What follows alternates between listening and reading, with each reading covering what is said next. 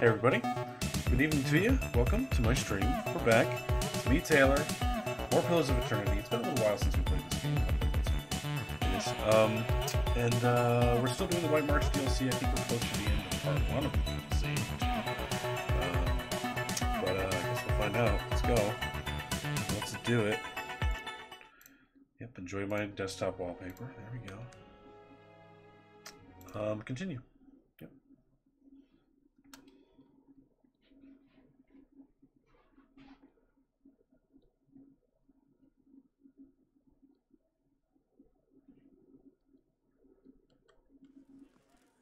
Hey. All right. What the hell are we doing?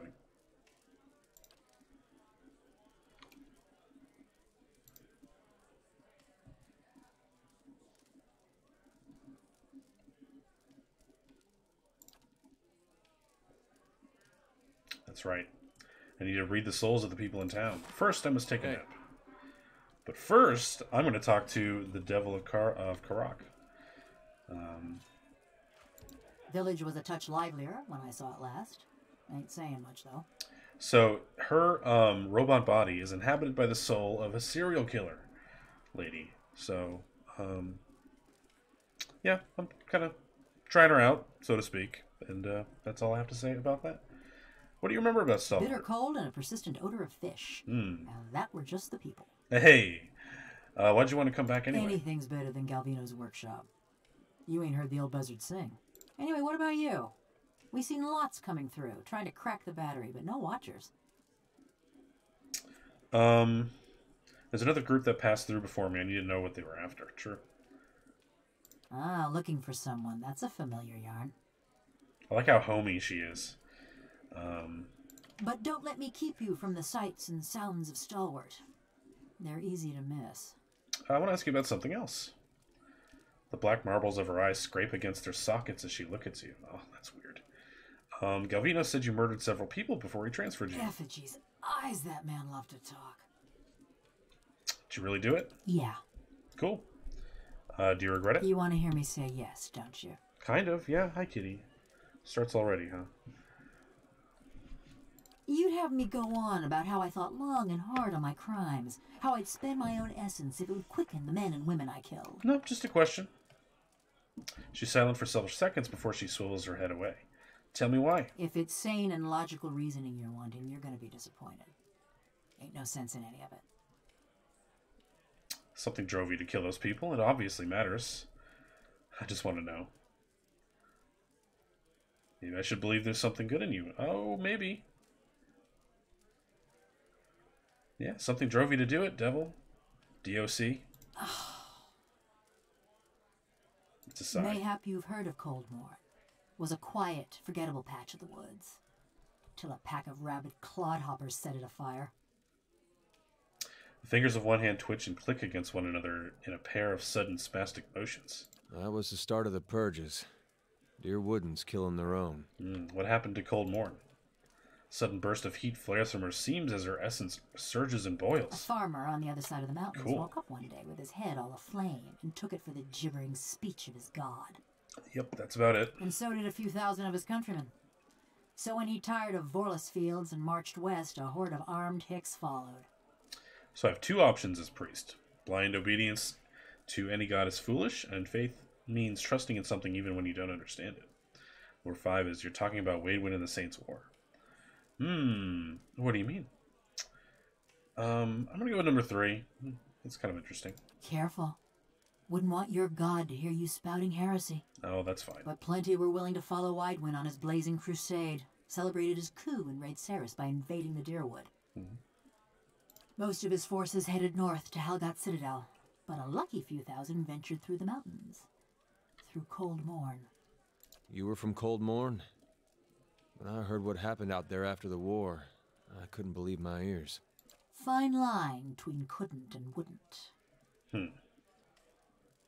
Your Woodens aren't the forgetful sort. You must have known that wouldn't end well. Why didn't you try to stop the Raid Sarens? Yeah. I'm gonna go with that one. Maybe not.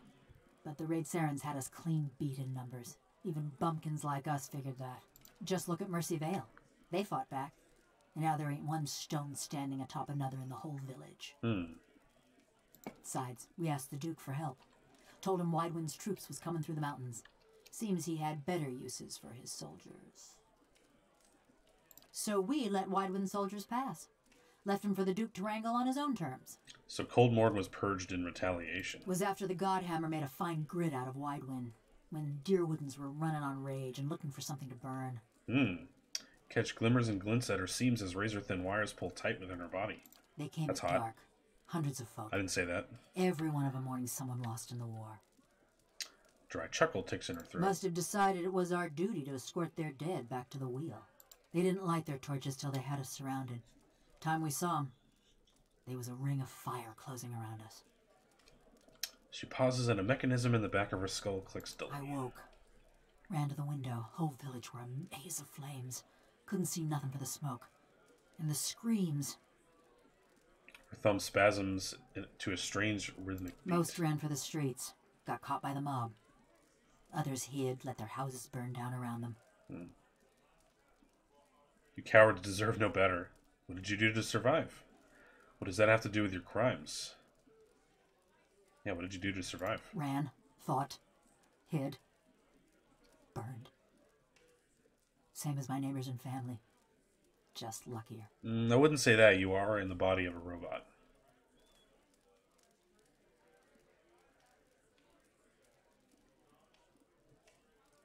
Don't know where to go from here.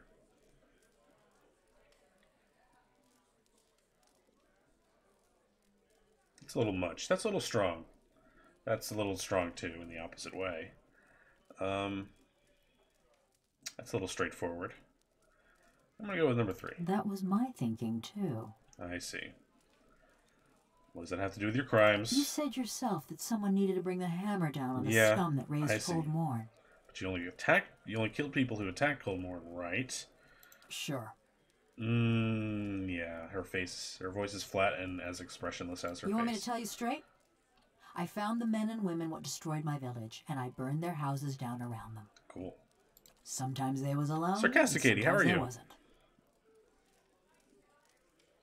You're a monster. I'm impressed.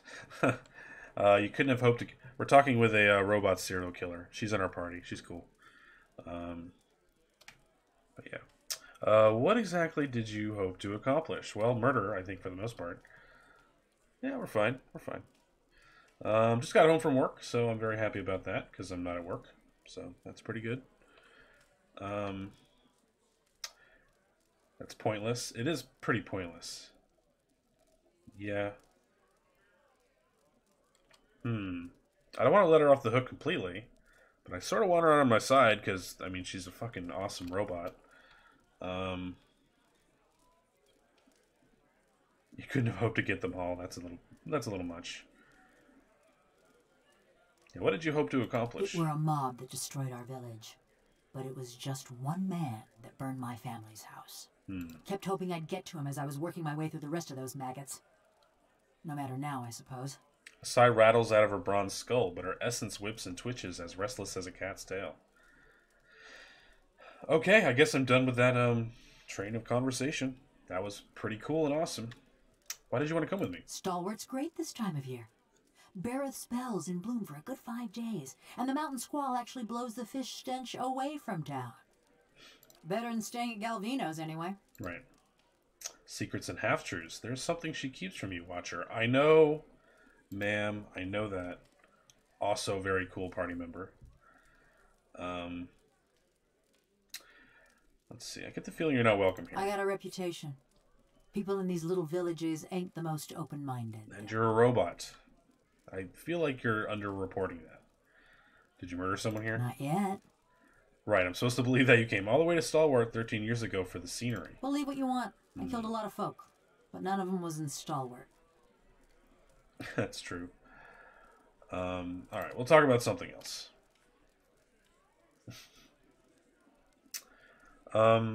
Yeah, you and Galvino had an unusual relationship. Say the Only friggin' guy to least. have with someone like him. Let's see. Or me. He claimed he made you. He'd spread butter on bread and claim he made something. Never been accused of modesty, that man. Her eyes roll wildly. I wish I could see this. Damn it. He managed to stuff my soul into this heap of bronze, true enough. Maybe that makes him a genius. Also makes him a son of a bitch. She is really cool. Did you ever consider murdering him? Every day. Just kept putting it off. It's not like either of us was going anywhere. You resent him? No other way to feel about the man who flayed my living soul. Naturally. Metal squeals as she shifts her folded arms. How long have you two known each other? Around about 13 years. Too long, you ask me. What did you do for him? She shrugs. Looked after his tools, cleaned the workshop, swung the sledgehammer. Oh, and snatched up travelers for his soul tinkering. Oh, cool. Neat. That's awful. Those other golems, you mean? But don't you worry. They were all bad folk. That one thief seemed pretty cool. She was stoked to get our 500 bucks from us. And I was happy to pay it, so she didn't, feel bad for having no head or arms. Fine by me. Thanks for telling me, I guess. Just so you know, you got a real professional working for you. Okay, yeah, I appreciate your honesty, Devil of Karak. Let's talk about something else. Yeah, I've had enough of him too. Sure. What was your life like before Saints War? There weren't much to say about it. By my reckoning, that means it was pretty good. Ma was a trapper, taught me to set snares and dress game. Dad was a tinker. I never had his patience, but it were fun to watch him work. My brothers and sister, they was good folk too. Part of me's glad they ain't here to see me now. Her face is as blank as ever, but her essence ebbs and writhes. She turns away. About Durgan's battery. Just 'cause I'm made of metal don't mean I got any special fondness for smiths and forges. Do you know anything about it? No more'n what Galvino already told you. Any thoughts on which villagers I should For check? fancy dwarven poetry? None of them ever struck me as especially literate. So whichever you can stand to get close to. And that's on you. I lost my sense of smell 13 years ago. Do you remember any of the other expeditions that came to Calvino? Nothing specific. Everyone looks about the same when they got their fingers up their noses. That's fair. That's fair. It's everything I can do not to pick my nose on stream. Every stream. Only the last group, one before you, there was something different about them. Couldn't put my finger on it, but they was dangerous. Almost felt the hair on the back of my neck. Okay. Ain't felt that way about anyone else walking through Galvino's door, that's for sure. Never mind. Murder, tracking, and the best materials for kindling. Those are more my area of expertise. Fantastic, that's all. I feel bad we're going to have to kick her out of the party eventually, because Sagani is a little more useful. She has the same skills that I've given to her, and Sagani has the wolf, who's a badass. I'm sorry, the fox. Back to warm your hands, eh? What can I do for you? I guess I'll read his soul. You see a room, dark and damp, a cellar. It looks like part of the inn rather than an old fortress. Through Hayfrick's eyes, you admire rows of gleaming bottles, recently dusted and polished. As you step back from his shelves, you look on with satisfaction at a pressure plate concealed in the stone floor. You get the look of someone with their teeth around a secret. Her cold fingers are locked around your arm. Her black eyes search you. Oh, you have McDonald's. Oh, I'm so jealous. Oh my god. Why did you tell me that? Well, thanks for chilling out. I wouldn't call it a secret. It's more like a mysterious thing he doesn't like to talk about. Naturally. You all right? I won't serve you if you're already drunk, you know. Bye. Well, actually, I do need to... Back to warm your hands, eh? What can I do for you? That's fine. Unfortunately, the nearest McDonald's is like 30 minutes away. So sad. Room, please. Yes, I know. Big rest.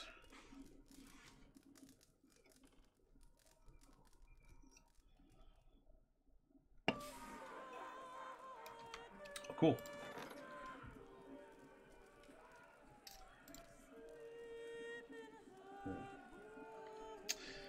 Yeah, my best option is Subway, and that's pretty much all I got. That's within like 20 to 30 minutes. But it's fine. I'll probably never get back there for that, but I'll just leave it open just in case. Let's see. Got more things to build here. What's going to take the longest? 4 days, Jesus. Big defense sounds alright.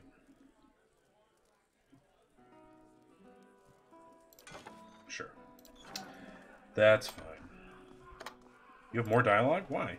Didn't think there was anything more than lice and hoarfrost to these folk, but you had a look back there. That's right. What do you find when you're rooting around like that? First, tell me the real reason you wanted to follow me to Stalwart. Nice. I love these checks. Mayhap I'm looking for someone.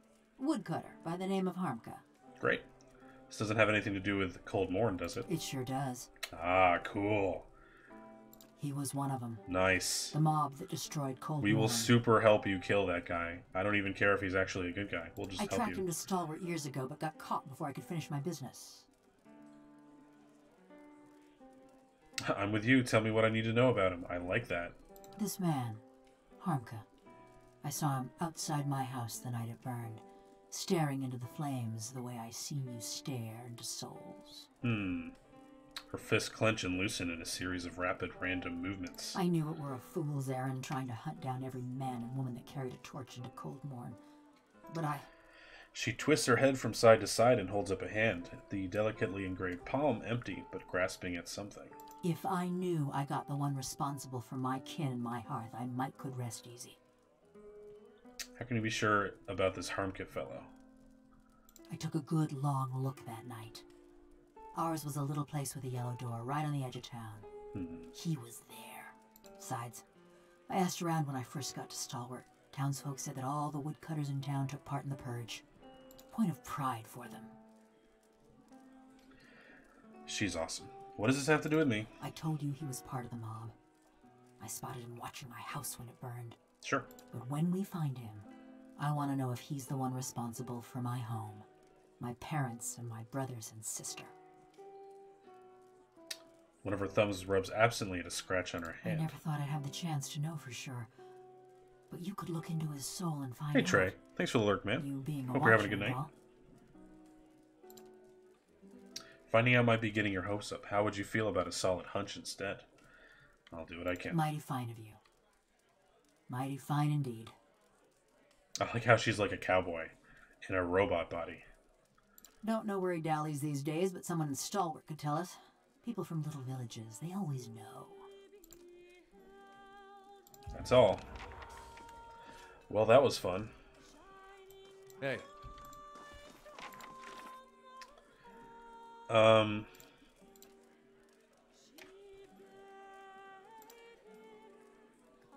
Okay, we don't have too many quests up here. That's a good thing. Didn't I do this already? I could have swore I did, but I guess I'll do it again. Gotta go return that bounty's head. I love carrying around an actual person's head. That's always cool. Especially because it takes me like 2 days to get anywhere.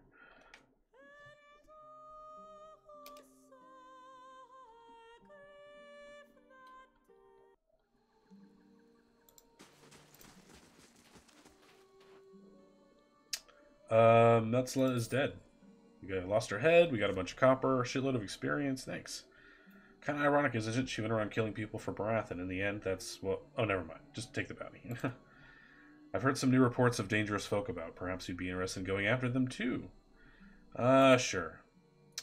That'd be the Disciples of the True Flame and Old Dunwood Hunting Lodge. We're not going to do all of these. Maybe if they happen to be on our road, but otherwise, nah.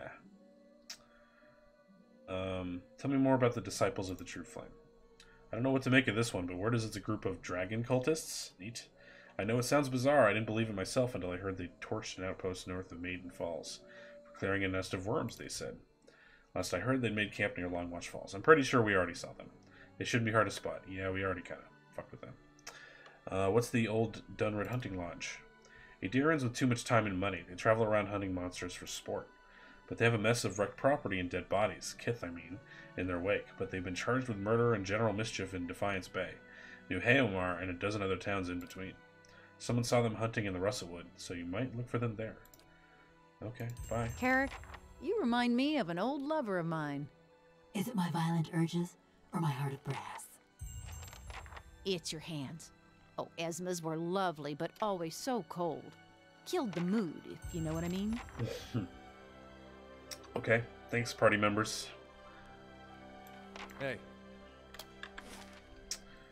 Alright, I gotta read people's souls, I guess.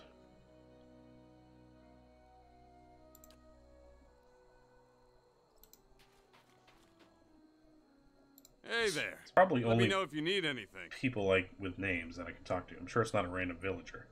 Read a soul. Snowy paths peel away, and the brisk air gives way to the acrid stench of smoke. A dark cloud billows up from the remnants of a burning house, at the far edge of a rocky field. You are low to the ground, held in place, and above you, the wind tugs embers back and forth like firebugs. The vision in your left eye. Not so brave now, are you?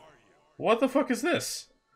The vision in your left eye is clouded, such that the figure standing over you is a collection of rough smears of black cast in silhouette by the fire. Not so brave now, are you? He said that. A dark shape swings towards your face, and the subsequent burst of agony jars you out of the memory, back into your own skin. What? Did I spill something on myself? Who the fuck are you, man? That was crazy. Hey there. Not so brave now, are you? Jesus. What? Did I spill? Okay, that was weird. course. It's weird that I can't follow up on that in any way. I'm getting yelled at by a memory. I don't usually hear voices when I do that. Interesting stuff.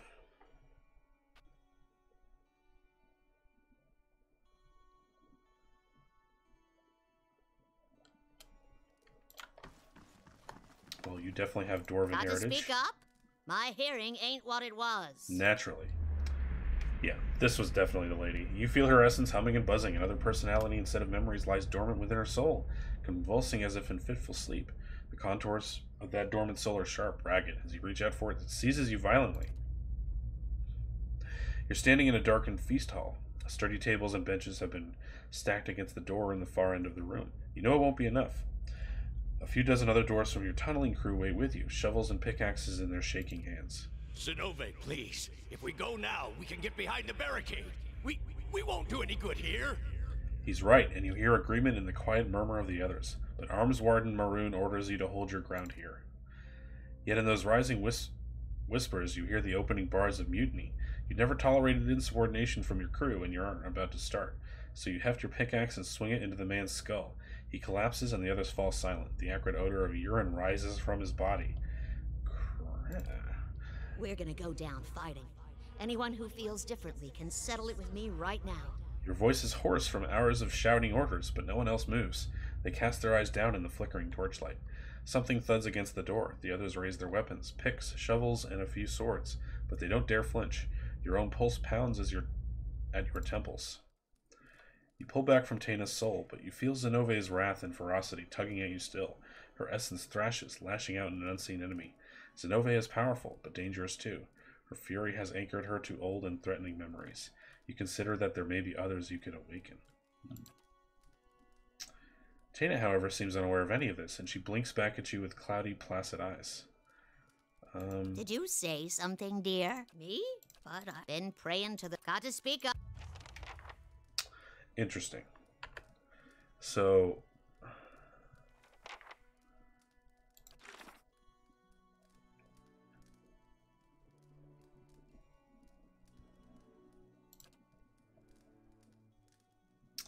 The old overseer of the mine is the sole descendant of a hot-tempered woman named Zenove. As violent as Zenove's final memories were, awakening her could be a risky proposition. Yeah, so... Hey. And it says I could awaken someone else. So that one does seem like a risky endeavor. So let's go talk to somebody else. Yeah. Hopefully there's some other peeps around.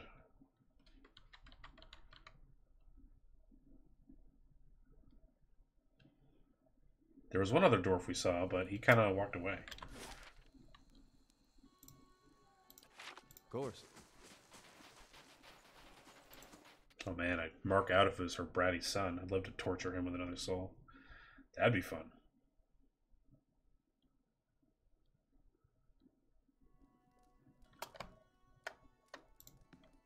I take it you've met Galvino. Sure have.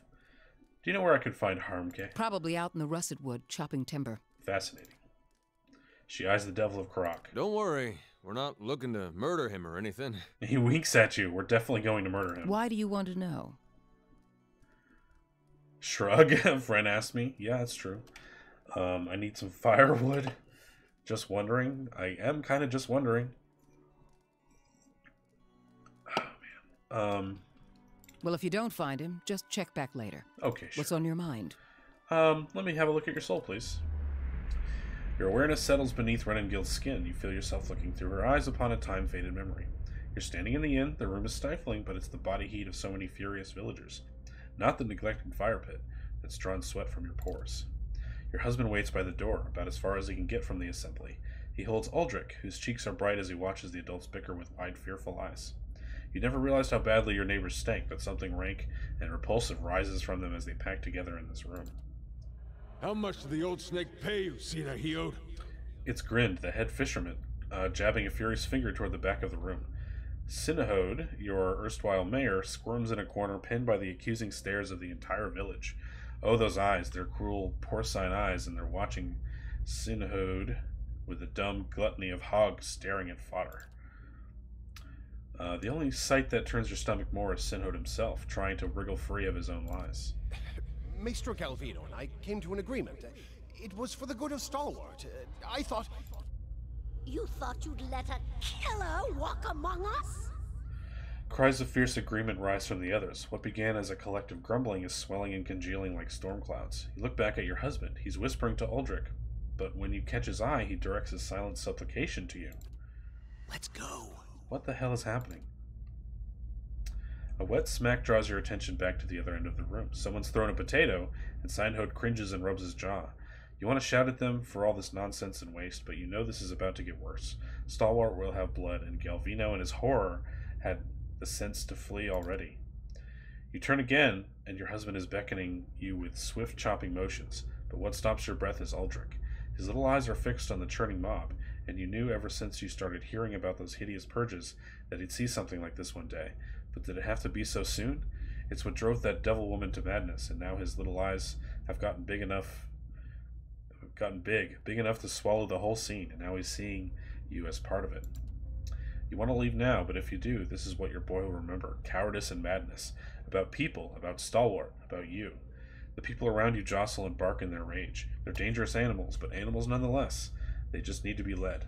So you push your way to the end of the room, where Sinahode trembles in a puddle of his own piss. Enough.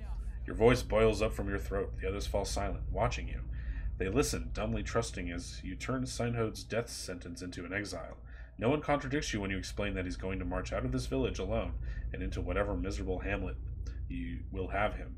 They silently agree when you explain that their hands are too clean for the likes of him. But there's something else forming behind their eyes, a kernel of trust and dependence. You feel it curdling around you, encasing you like a pearl does sand. You only wanted to spare his life, not volunteer for his job, but you see so much fear simmering just beneath their expressions. Fear at godmen marching through the mountains, at dear woodens and their purges, at dying the slow and lonely death of a ghost town. And you see their grateful reassurance mirrored in Uldric's expression. Perhaps this place is hopeless, but you realize that you can't leave it any more than you could leave your boy. The only person who isn't looking at you is your husband. He's shaking his head, his eyes on the door. You retreat from her memory, vivid though it is. It has nothing to do with Durgan's battery. What's on your mind? Pretty damn vivid, and yeah. Okay.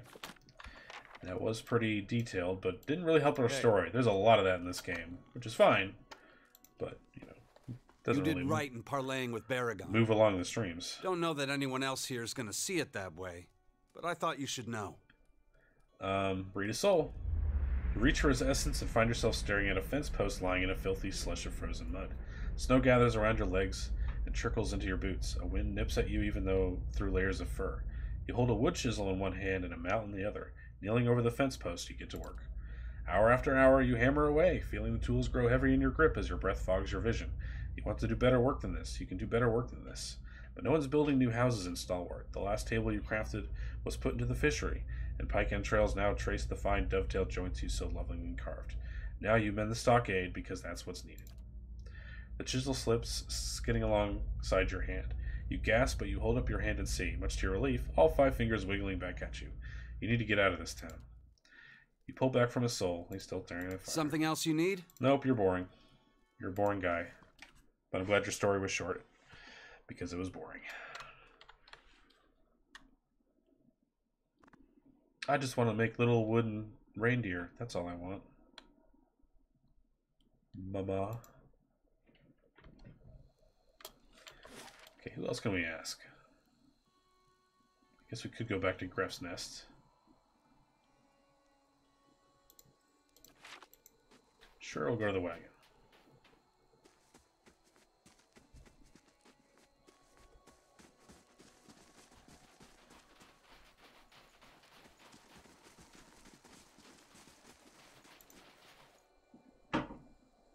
Cannot look at your soul.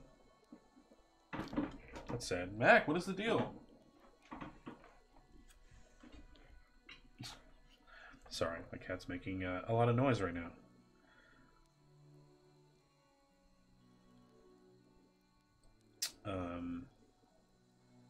Let's see here.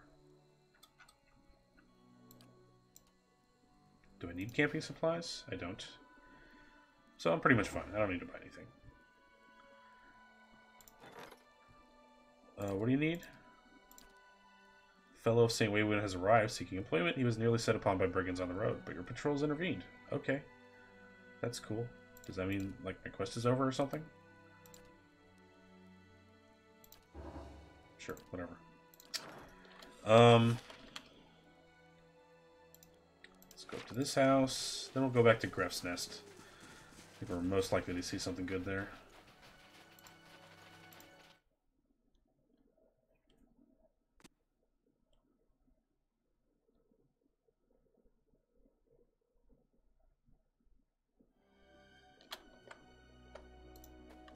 Hey dude, you're definitely a dwarf. Welcome. Have a seat by the fire if the cold's gotten into your bones. Question, sir. Coming to your elders for advice, is it? What can I do for you? Teodor said I should talk to you before I head to Longwatch. Well, I definitely did not follow that advice. It's a good thing you did. Hot springs north of the road are crawling with Lagufeth. I'm surprised Teodor found himself out there. The thing to know about Lagufeth is they're fast. I've already killed a bunch of them. Tolerant to cold too, so try another angle of attack, naturally. They'll come in handy. Use them if you get in trouble. Give me a couple of potions. Thanks, bro. But if I'm being honest, you may not even need them. You handled those ogres well enough, and you look like you could hold your own against those Lagufeth too. Thanks, man. Tell me about the ogres. Only that they've been coming down in force again and again. That's okay, I made friends with them. The moment we started I don't care about that, because we already made friends with the ogres. They actually like us quite a bit. Let's see. Tell me about Stalwart. Well, I can tell you it won't be here much longer if things go on as they are. With the mines closed, we've lost what put us on the map in the first place. We're losing people every month. Too many mouths to feed and not enough to support them. Even the game's dwindling. I've been lucky. I've hides and horns enough to keep the traders happy, but now the ogres are picking the rest of us off. Why is the hunting so poor? It's been a colder season than usual, and the elk herds aren't faring well. We're stuck fighting with the ogre clans and the wolves over what's left. With Suldran gone, gods mend him, perhaps the village will stand a better chance. But what a price to pay. Has the legacy struck here? It has. We had some hope in the early days that we'd be spared, isolated as we are. That hope died in a hurry. Not everyone's been so unlucky, of course. You'll see a few pampered sprats around. You must have some interesting hunting stories. I don't really want to hear them, but okay. Once, perhaps. Now I have only the one tale. We both know how it ended. No more questions. Who the hell are you? I'm Thiersch. I've lived here long Thiersch? enough. That's the pronunciation? Wow. Kith have started calling me the Old Hunter. And that's about all I can say for myself. Read that soul. Soul is a vibrant, stolid thing, and as you reach out for it with your senses, you see your breath begin to fog in the air. You find yourself far above the ground, wedged into the juncture of two branches. The moonlight is bright upon the snow, and in the distance your quarry steps out onto the ice, as if onto an illuminated stage. You still your breath and draw back your arrow. Warmth bleeds back into your limbs, frost and snow, giving way to smoky interior of Thirst's home. Okay, well, he was not the guy we're looking for. Looking for dwarf souls.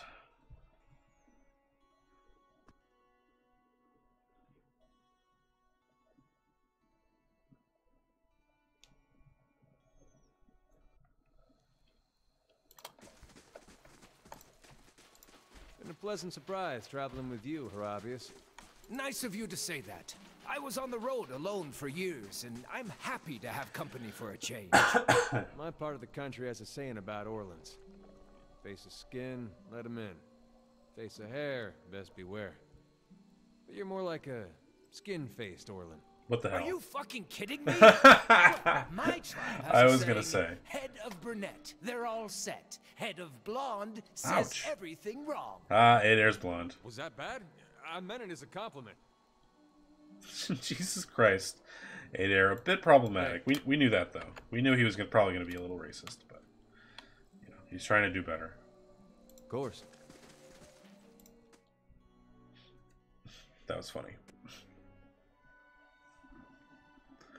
Are you fucking kidding me? He says. Oh man, I love that. I love casual F-bombs in this game.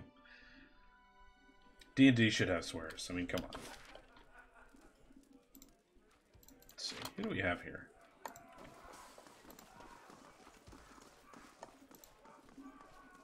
Thanks again. I'll be gone just as soon as the weather clears. Okay, that's not going to happen. Ah, it's our ogre-slaying friend. Have they crowned you Queen of Stalwart yet? Who the hell are you, Andred? You're not who I talk to. My friend doesn't mean to be an ass, ma'am. It just comes natural. Okay, sure. What? I want a crown. I will read Andred's soul. Andred, a handful of memories dart across your mind like startled fish, leaving indistinct images and sounds in their wake. For a moment you are overwhelmed, until one particular recollection tugs at your senses with stubborn force. You, or Andred, or both, kneel on a stone floor, held between two men. The man pacing in front of you wears the armor of a crucible knight, and you feel Andred's half-hearted contempt for him as if it were your own. You feel Andred's triumph, too, when the knight comes just close enough for you to spit blood onto his boots. The memory slips away from you, and you find yourself back in your own shoes. Interesting. I'll read your soul. The whiff of salt and brine is in your nostrils before the room has even faded. The ground heaves beneath your feet, and a spray of ocean water roars over the sailing railing as the ship heels under the wind. The ship shudders violently, and you are thrown against the railings. In that moment, you find your gaze pulled to the pitching surface of the dark sea, and there an eye, broad as a shield, gazing back at you in turn. Fear and fascination sweep through your mind, even as your senses recede and the memory fades. Yeah, it seems like my character is just automatically shutting down any memory that obviously doesn't have to do with what we're looking for, which is fine. I cook. See, I already read Hayfrick shit. I think there might be something back here we haven't done yet.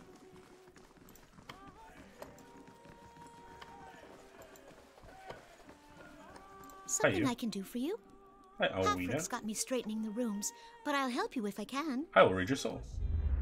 You feel Alwina's essence and almost instantly find yourself wrapped in darkness. It takes you a moment to realize that you've plunged into a very old memory. But as your eyes adjust to the torchlight, you find yourself standing in a gloomy tunnel that you instinctively recognize as part of Durgan's battery. Oh. A handful of figures in patchy cloaks and hoods, dwarves like you, hunch over a minecart. They're loading it with cloth-wrapped bundles from which you see the occasional flash of metal, the edge of a blade, or the burnished glow of plate. The other dwarves scurry with a curious mixture of haste and caution. They stack the bundles in a din of muted clangs and thumps, following the echoes of their ruckus down the tunnel with nervous eyes. Pay attention. Sooner we get this done, sooner we can go. Your voice is a dry whisper, and your nerves tingle with energy. You feel the same apprehension that the others do, but unlike them, you relish it. Still, you look over your shoulder just in case. We're hurrying, Captain Gregor. Honest. When you turn back, the others have redoubled their efforts, and you feel a pleasurable twist in your gut as they fill the cart. Being captain of the guard doesn't pay much, but it does allow you to visit the armory without raising eyebrows, and with Coinmaster Zoltan selling off half of the battery's arsenal, who's going to notice a few more missing pieces? Besides, you've got a buyer lined up, as long as you can move these goods out of the battery before someone squeals. You pull back from the memory to find Alwina staring at you. Ma'am? Excuse me, ma'am? You all right? Farewell. Okay, we got a couple options now. Alwina, Maid of Gref's Rest. Taina, the old overseer of the mind. Hey. Mind, excuse me. I said mind. Hey, Halef. Any progress with Devala? She did. Oh, thank the gods. Every last one of them. I never thought I'd see this day. And thank you most of all. Here, take this. And tell Hafric that he can keep the rest of the week's fee. I'm off. You're welcome, dude. Bye now. Quest complete. Right here. How's our experience doing? Just fine. We're in good shape. Ah, she's so cool.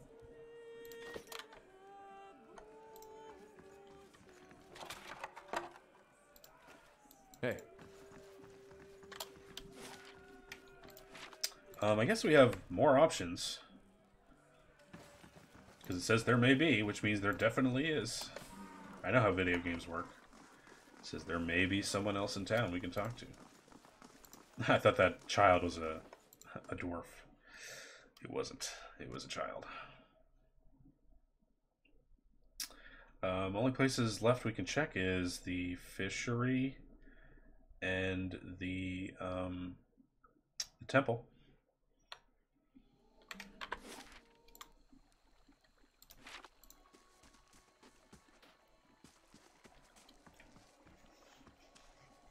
And I guess they want us to go to the Russet Wood, but I don't really want to do that much. Well, I kind of do want to complete her quest. Damn it. This game, though.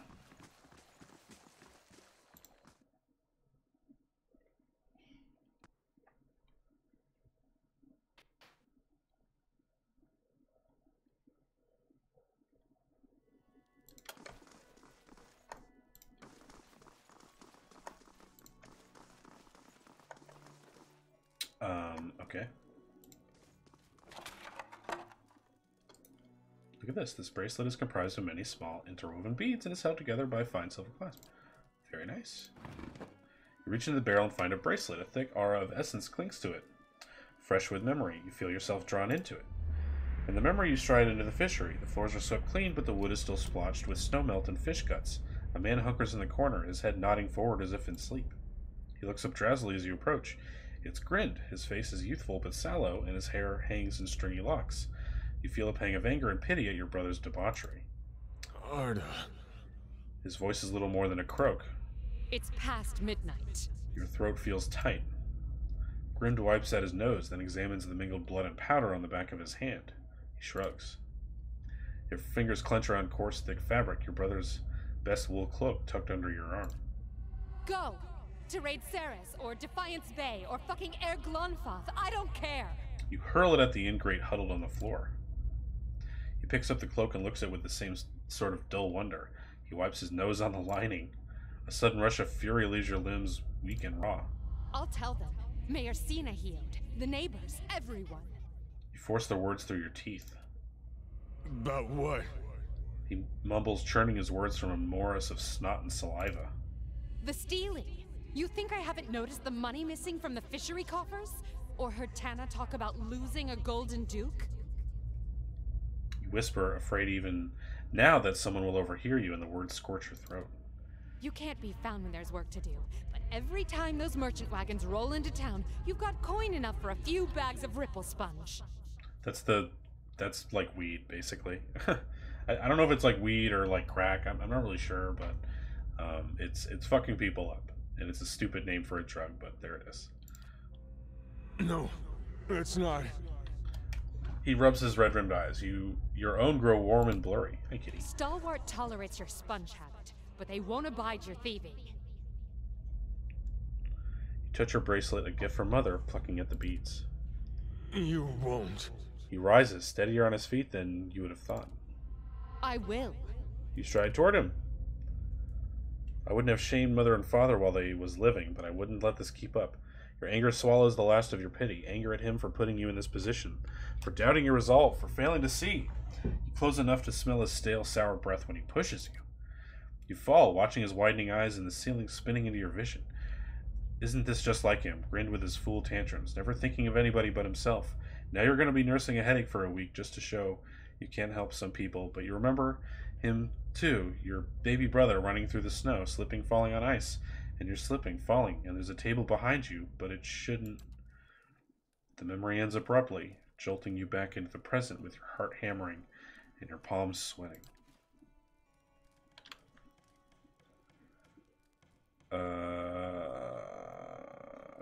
fishery door creaks open, and in walks Grim, staring at you, and the bracelet, in surprise and outrage. Well, that's fucking horrible timing. You take shelter in our village and then ransack it like a common thief? You'd better explain yourself. I was just looking around. Galvino told me you're a Ripple sponge addict. Seems you're much more than that. Oh, slammed. Yeah. Any who put stock in the ravings of that bitter old fool deserve all the trouble they get. You killed your sister, Arda, right here in this room. He opens his mouth to reply, but the words catch in his throat. The guard next to him stares at the bracelet. Recognition turning to horror. Worth coming back for this alone. Nice. It was an accident. I was a failure and a wretch then. But I never would have killed anyone.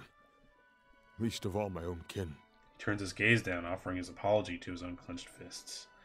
What do you mean? How do you expect me to believe something like that? Of course you'd say that. Anyone in your position would. Guess I'll just listen to him. I gave her body to the lake. But I kept her bracelet.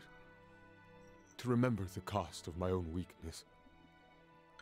He loosens his hands and stares at the emptiness in his leathery palms. I ain't asking for forgiveness. I know I don't deserve any. My penance is my work on behalf of the village. And they need it, truly. You've seen the shape this place is in. Have mercy on Stalwart, if not on me. Well, this guy can go fuck himself. Let me do the work Arda would have done. That's my debt to Stalwart. And the only fitting way to honor my sister. I don't know, man. He can't get away with this. Yeah. Shame. Was counting on you to do some good around here. You're a fucking asshole. Don't tell me I did a bad thing.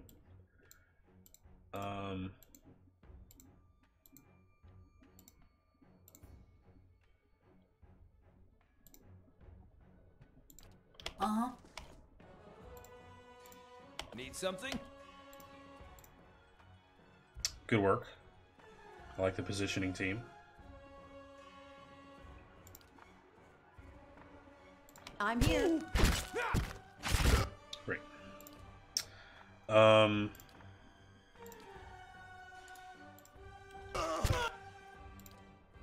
It's been a while since I played this game.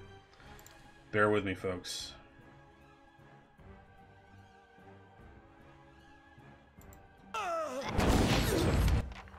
Bang.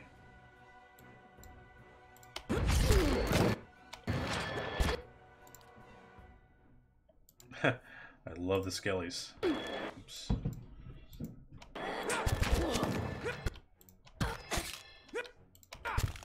Sorry, guys. You got totally destroyed. Literally turned to paste. Too easy.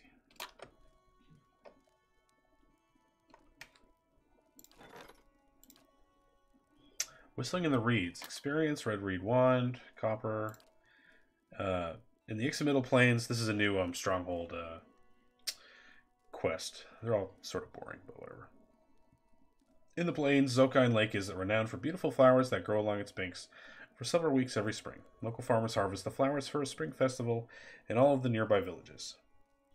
In the past 3 years, 4 people have gone missing during the flower collections. No one has seen the abductions take place, but people in the area have reported hearing a high-pitched whistle from within the tall reeds. When the abductees are discovered days later on the shore of the lake, they appear to be happy and smiling, but unaware of the world around them. Blissful victims never recover from this state, most dying within a few weeks. The philosophers at the monastery near Zokine Lake have advised local rulers to seek outside help with the problem. That would be us. Connor, are you free? I guess I'll just send Connor. Yeah, you're fine. Okay, Vivian. You weren't doing anything, so that's fine. Of course.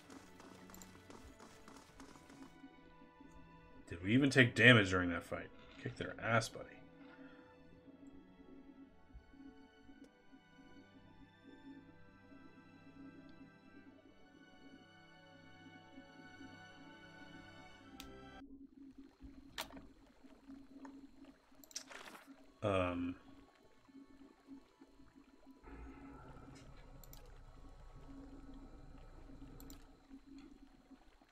Was there a quest or something I just got updated on?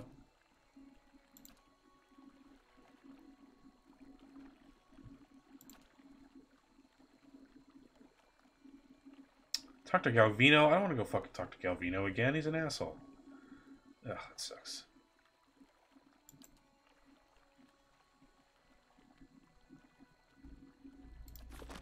Hey. First, your neighbors hound you because you say the wrong prayers at supper time. If it wasn't that, it'd be something else.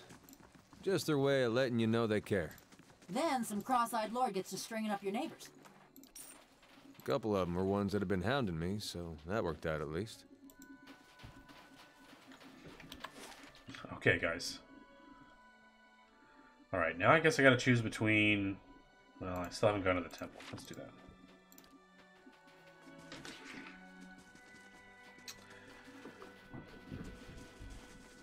I don't know if I should do mine old lady. Maybe I'll do the old lady at the mine. No, that one's like all violent. No, this one's a thief, though. Not two particularly good guys we're dealing with here. This place is naturally empty because I exposed their big scam. Oh man, it should be like GTA. I should get their house as my property, just for free. I deserve it.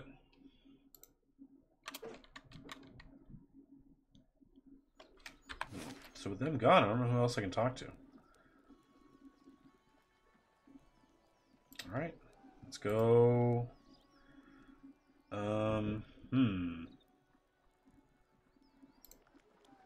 Guess maybe the Cowardly Thief. It's a tough choice. I don't really like either of these options.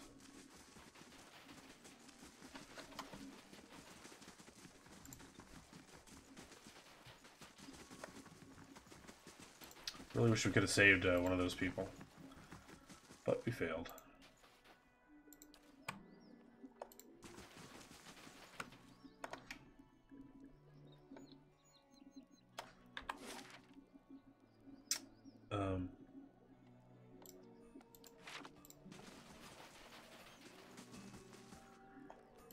I think the thief will be easier to deal with once we bring him out.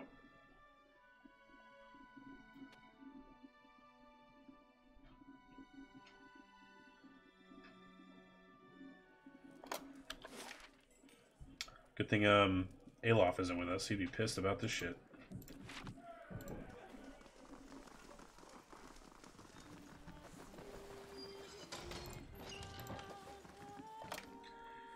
Alrighty.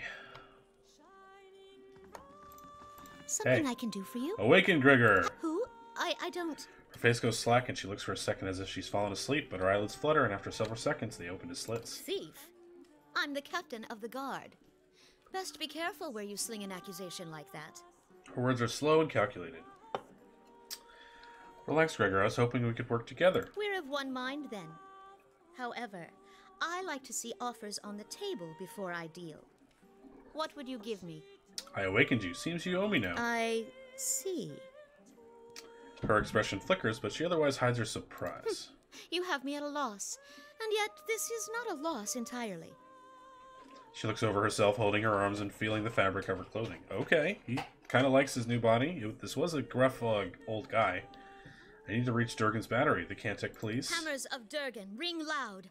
May the anvil's deep music resound. Walls of the battery safeguard our works from marauder and wilder alike. Abidun's faithful travail by the forge, and the fires that brighten the ore. Cool. If anyone asks, you didn't hear it from me. Got that?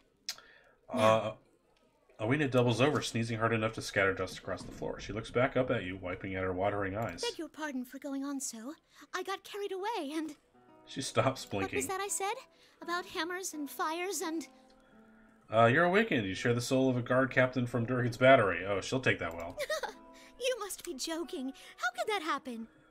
Shrug and say nothing. His soul reincarnated whole within you. Sometimes awakenings result. Oh, that's a big lie. It was the strangest thing. You start talking nonsense all of a sudden. That's great. I awakened you. Sorry. I can't be awakened. That means... She takes a step back, covering her mouth with her hands. Thunderous tides. I'm stuck with him. Yeah, her body goes rigid, every muscle tensing. She stands there, frozen in shock, until a sly look warms her eyes. The thought creeps down her shoulders and torso until at last she speaks again. Her voice is smooth as oil. It's not all bad, Owena. Way I see it, you and me can make some deals. To our mutual benefit. Okay. Deals? What do you want from me? For you, not from you. I'm thinking it's time we got a raise. Word? I don't know about that. Hafric's a bit of a miser, he is. Alwena's anxious frown replaces Gregor's confident smirk. We basically turn her into Smeagol and Gollum. Don't you worry about Hafric.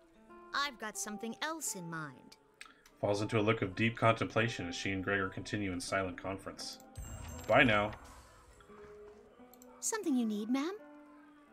But her posture changes, her chin rising and her shoulders rolling back as Gregor takes over. Very good. Next time, tilt your head a little lower. Then you can get a look at her purse. Very nice. We're just practicing, of course. Don't mind us. I like it. I just created a thief team. Awesome.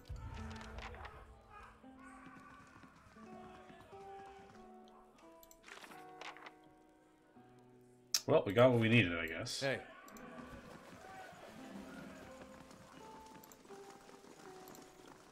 All right. Do I want to go do DOC's mission? I guess we do, probably. Yeah.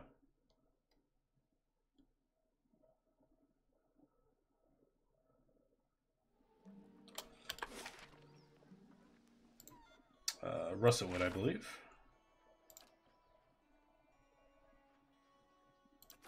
Let's do it. Okay. Should be interesting.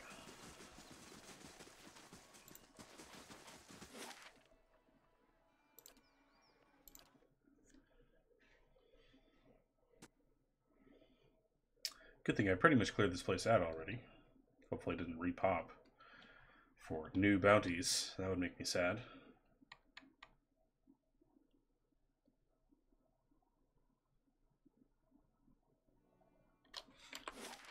Ever think you'd be happier if you put the destruction of your village behind you? Gotta hold on to what I can. Memory's the one thing Galvino didn't take from me. Maybe that's what's driving you crazy. Hey, this kind of crazy takes work. She's so cool. All right, then. Well, I'm going to imagine the woodcutters in the Woodcutter's Grove, yeah? Hey, boys. It's him, Harmke. I remember that weak chin and those knobbly knees. She stopped, staring motionless at the figures among the trees. Well, it won't be the most impressive hunting trophy, but we don't have to mount the knees. How goes?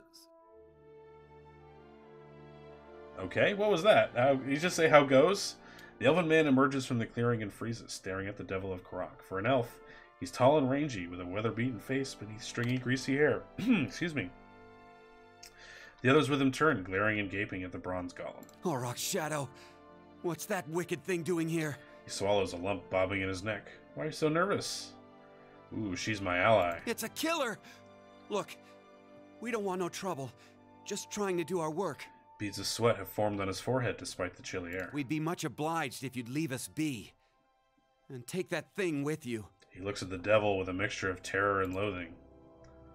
Enough. What do you see, Star Platinum? Is that the man who torched us? The devil sways on her feet, her whole body moving around the axis of her ankles. Though she's talking to you, her attention, a concentrated spear of essence, is focused on Harmke. Read a soul. He steps away, but your awareness reaches through his trembling skin, the feeble resistance of his fear. You see memories, snow-shrouded forests partitioned by falling pines and firs, days measured by steady swing of your axe. There are other moments, too, recollections that flare up like a hearth-warming fire. There are children, spry and lanky like you, but still full of the rowdy energy of youth. Together you scatter winterbloom petals on a grave. You reach deeper into his soul. Years roll back. A torch in your left hand bathes your face and shoulder in heat. All around you are other men and women holding other torches, and the mountain air is acrid with the stench of smoke and sweat. Rage billows off of the others. It's been a fever in your blood for days now, exhausting you and invigorating you in equal measure. You're at the edge of the town, cold morn. It's hours yet before dawn, but the commotion has started to awaken the village.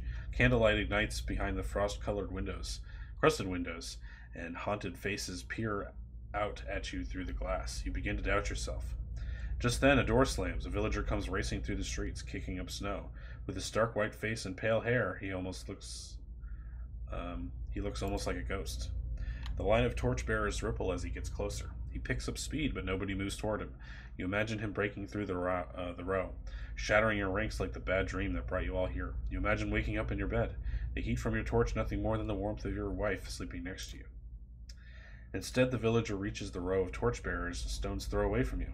A woman advances from the line and buries her dagger in his neck. The rest of your followers shout. Rage, memory, and bloodthirsty triumph boil up in you. You all come with a purpose. You came to bring justice to the traitors of Coldmourne. The next few hours are painted in colors more vivid than life. You put your torch to anything that stands, and your sword to anyone who runs. It is as if Magrin herself whispers in your ear and guides your hand. Exhaustion has almost cooled your rage when you spy a house at the edge of town, one of the only buildings that hasn't already burned. It's flanked by knotty spruce trees, and the door is painted yellow. Yellow, the bloom of sunrise, the hue of your son's hair, the color of cowardice. Just then, someone barrels into you from behind. It's a man, someone you remember from the journey to Coldmourne, though you can't recall his name. He snarls at you, mad with indiscriminate rage, and occurs to you that he's mistaken you for one of the villagers. You smash the window and hurl your torch inside. The other man has turned away. You think you hear a child shriek within the house, but it's impossible to tell above the roar of the riot. Harmke shivers as you pull away from his memory. His eyes are wide with guilt and fear. He fucking ought to be. Spit it out. What did you see? He definitely fucking did that shit. He definitely burned down your house. Yeah. Her feet are rooted in the snow, but her limbs jerk and jangle. He definitely did that. She stares at him. You only hear a whirring mechanism in your throat, but Harmke leans closer. What did you say? You definitely did it, dude. What did it feel like? The torch in your hand? The blade you carried? What did they feel like? A wild and human scream echoes out of her bizarre machinery of her throat. It drops Harmke and his companions to their knees, where they cry out in terror. Gears squeal and crank as she rushes at him. So we start the fight. Aw, man, I'd hope they'd actually be terrified, but it doesn't seem to be the case. That's sad.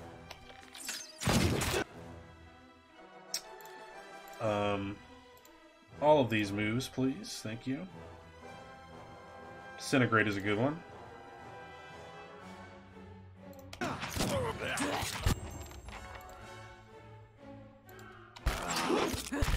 Look. Go get him, please.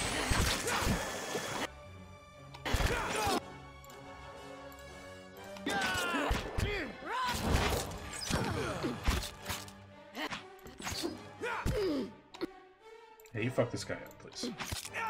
Hey. Thank you. Great job, squad.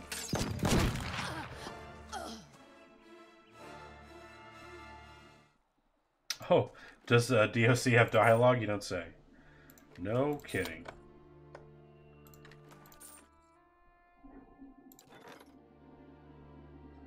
Oh. It's already done? Oh, that was quick.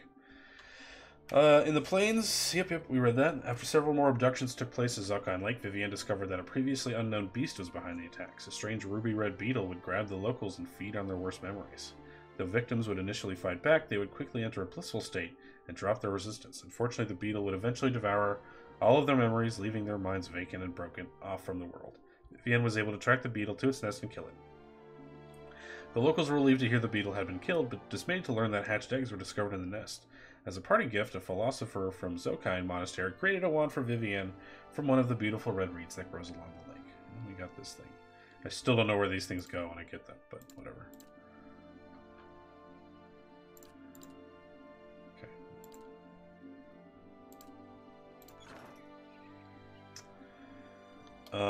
Alright, what do you got, Almost DOC? 15 years I've been looking for him. She stares ahead as you approach, the ink-black marbles of her eyes fixed on some distant point. Her essence swells and swirls in the throes of contemplation. I'm glad we helped her with her revenge. Her cool, bloody revenge. Even though we're mainly good guys, bloody revenge is always neat, so we did it. All that fretting and wondering. And the deed's over in less time than it takes to tell. It was easy. Some men don't last long. That's pretty badass. Oh, cool. I killed a lot of folk in my time. Felt their blood slick in my hands. Smelled their flesh as it burned. She holds her hands in front of herself as they twitch and spasm. And I always used to imagine what it would be like to have Harmke under my knife, feeling his breath come hot and fast, smelling the fear ooze out of him. Say nothing. Couldn't feel a thing. His fading pulse weren't no more than a powder of rain to me. Well, you actually shot him with your gun that we equipped on you, but okay. Can't you just pretend? What do you mean? This body, it weren't made for feeling. Gouging my fingers into Harmke's wasting flesh, his screams just buzzing in my skull. She flexes and unflexes her fingers in a few lightning-quick motions. All it did was remind me. Of what? That this is a madman's fever dream. Like a prison. But no, because in a prison, you lay your head down and you feel the straw soft beneath you. Your flesh prickling in the cold, black bread crumbling on your tongue. She trims her arms in front of her, examining the scrollwork of the backs of her hands with horror and wonder. Can't be all that bad. Pain and pleasure are distractions. You're lucky to avoid them. It sounds awful, yeah. I don't want to just encourage her to feel like shit, though. Yeah, it's got strengths and advantages. I'd trade them all if I could feel the snow cold around my ankles. Sure. I still dream I'm folk. I wake up some mornings wondering why I can't feel the floor beneath me, thinking I must have fallen and gone crippled. But then I lift my head, see a bronze corpse stretching out in front of me. Yeah. At least you're alive. That's something. I'm sorry you have to go through that. I don't want to, like, just say I'm sorry. She doesn't seem like the type who would like that, but she almost seems to be begging for it as well. That's kind of... I don't know what to say to her. At least you're alive. That's something. I'm thinking 3 or 4. Not 4. 2 or 3 is what I meant.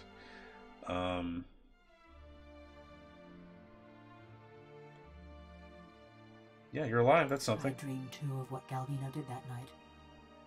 Those moments. I'd endure another cold morn if it'd spare me this fate. Jeez. What happened? It was after I got caught in Stalwart. They'd locked me in a little house by the inn, the old mayor and his cronies. When a crowd of them came for me in the dark of night, I was only surprised it had taken them so long. Only they didn't march me to no gallows. No. They snuck me to another house on the edge of town, real sneaky-like. That's where I met Galvino. Oh, yeah. That's right. He arranged for her to be brought there. Galvino was living in Stalwart at the time. He's the one who transferred your soul. Weren't nobody fonder of reminding me. He was fiddling with some machinery in his workshop. Had his sleeves rolled up even though it was cold enough to see your breath. Never actually looked at me until he started fitting some copper helmet over my head. By that time, the mayor's goons had me trussed up good and tight. Galvino was having himself a grand time barking orders at that lot. I know where this is going. So while Galvino's fastening that helmet over my head and them copper bands around my arms, I'm starting to look at his contraption. And that's when I see it. Her current body, I'm gonna guess. It's this metal suit strapped into the machine, just like me. A cold, dead-eyed thing, all done up with fancy carvings and such. This was the suit you inhabit now, you The mean? one. Yeah. I start asking Galvino and the rest of them what's going on, but they're too busy to answer. Then suddenly, they're waiting, staring at me with that fixed, horrified look, but they ain't watching me. They're watching for something to happen. Galvino tells the woman nearest the machine to flip the handle. And then, just pain. Being torn apart every which way, feeling my soul peeled from my body. By the time I came to, I couldn't feel a thing. Just this dull, distant sort of ache. I heard the old man cackling and chattering. When I saw him looming over me, looking down at me with hungry eyes, I tried to scream, tried to swing at him. Not everything is voice acted. I think that was when I knew. How could anyone put another person through something so terrible? Well, he is a bastard.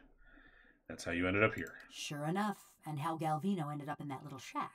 The rest of Stalwart didn't take kindly to having a killer in their midst, nor to seeing their mayor and the Ornery Valians strike a secret deal. They drove Galvino out, destroyed a fortune in machinery, and wrote a letter to the Academy in Salona, ruining what was left of his name. Oh, fair. It's all Still, fair. he's lucky he didn't get a pelting. The old mayor fled too, and Stalwart's been as snug and cheery as ever. Now that we've dealt with Harmka, why have you stuck around? You're better company than Galvino. It's literally been like seconds, like minutes. She looks away from you, fidgeting with a rivet. Oh, she likes It's been me. a while since I were out in the world. Guess I'm keen on seeing more of it. Even if I'm stuck with a bleeding heart. Anyways, I've been wondering about that fortress. About the secrets of the dwarves? Near everyone thinks it'll have just the thing they need. My cat's having a good time scratching up a thing that I got for her to scratch. Those villagers wanted to fix up their brook downtown. Mm-hmm. Galvino always thought it carried some great secret of Animanson. And all them adventurers came looking for fancy gear. What were you hoping to find? I don't know. Something to help me feel. Or forget. Effigy's eyes, maybe just something new. I just figured, with those dwarves being expert smiths and all, maybe they had something to unmake me. Put me back into my body. Your body's definitely decayed. Yeah. He might be a vampire. Come to think, might suit you. Oh, that's mean. Yeah, maybe we'll find You something. really think so, huh? Yeah, sure. Well, ain't like you to blast hot air. Yeah, we've been friends for all of like 3 days. We're good. Okay, good dialogues. Fun times. I guess we have a...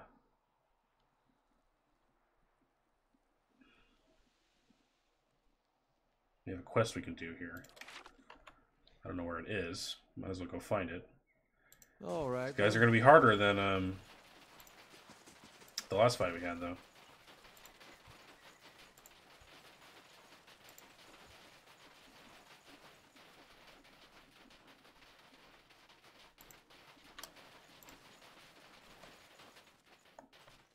Did I ever go into that cave? That was the wolf's cave, yeah? Yeah, we went in there. That's fine.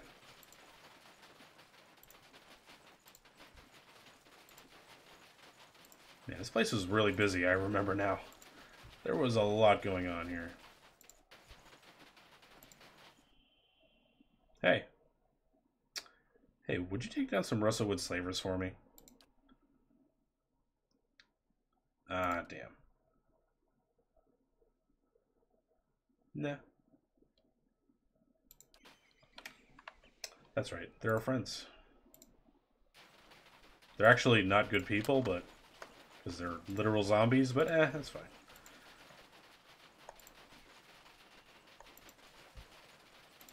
Ain't that special? Ooh, good eye, thank you. Tattered map.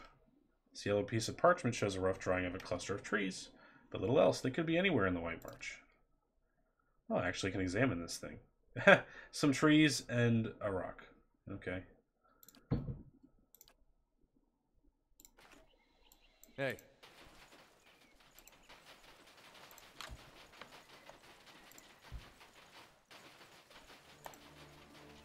There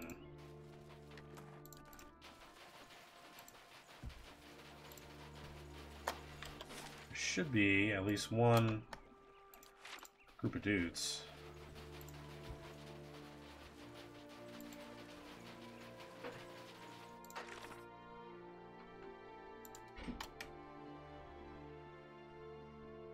They're in the Russellwood, as are we. So they've got to be here somewhere.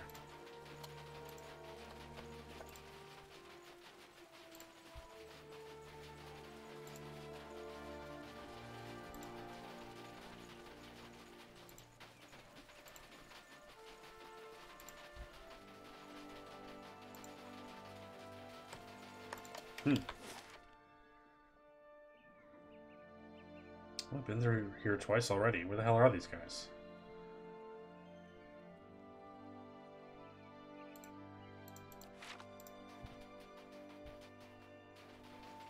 Hello? I mean, they could be in the wolf camp. I doubt it, though. Wolf cave, rather.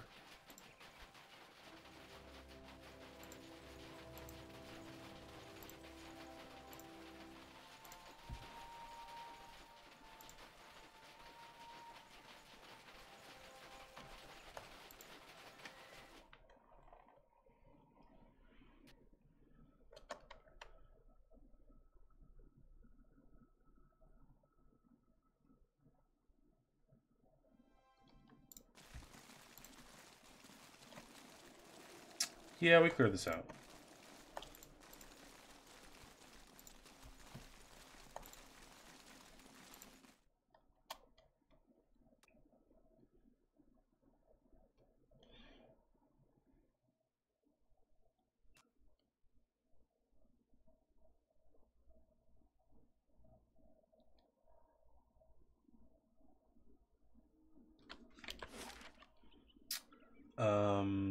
Yeah, let's get the hell out of here. I guess we weren't in this corner.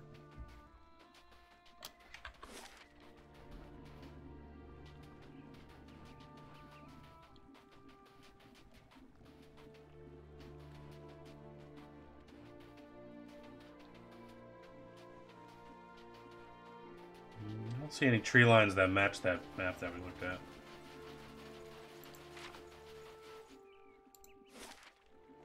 Okay, whatever.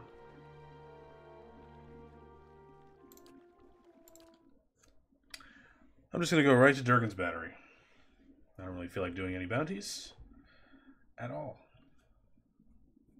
We did DOC's mission, that's all that matters.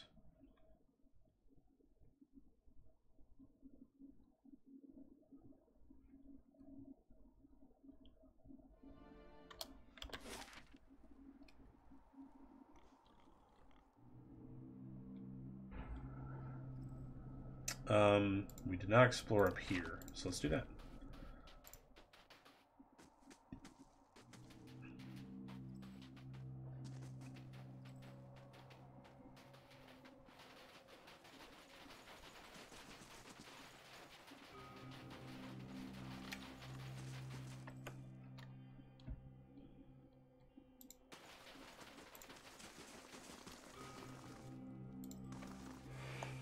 Hey, dudes. That caravan must have had a half-ton of steel. Coinmaster Zoltan's finally getting his way. For now. The other commandants will have his head. Yeah, we figured that out already. Only if they don't tear each other to pieces first. I heard Maroon and Exandru. Shh. Last thing I want is to get on Maroon's bad side. Yeah, I don't really care about these guys Just anymore. say the words then. I'm getting hoarse.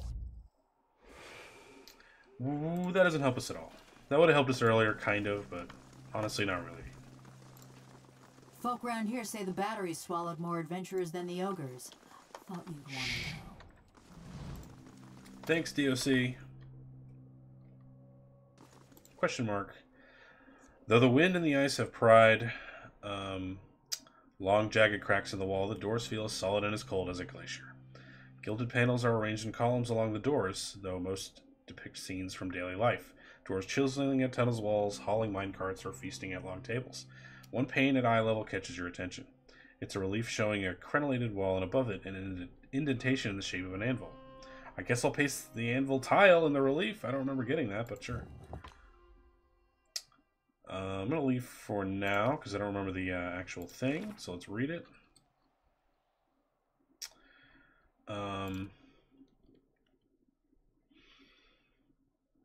Hammers of Durgan ring loud. May the anvil's deep music resound. Walls of the battery safeguard Abaddon's faithful.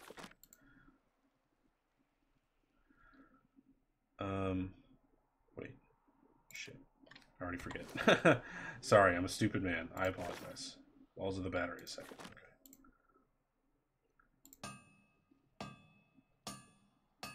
Okay. Oh. That's kind of weird.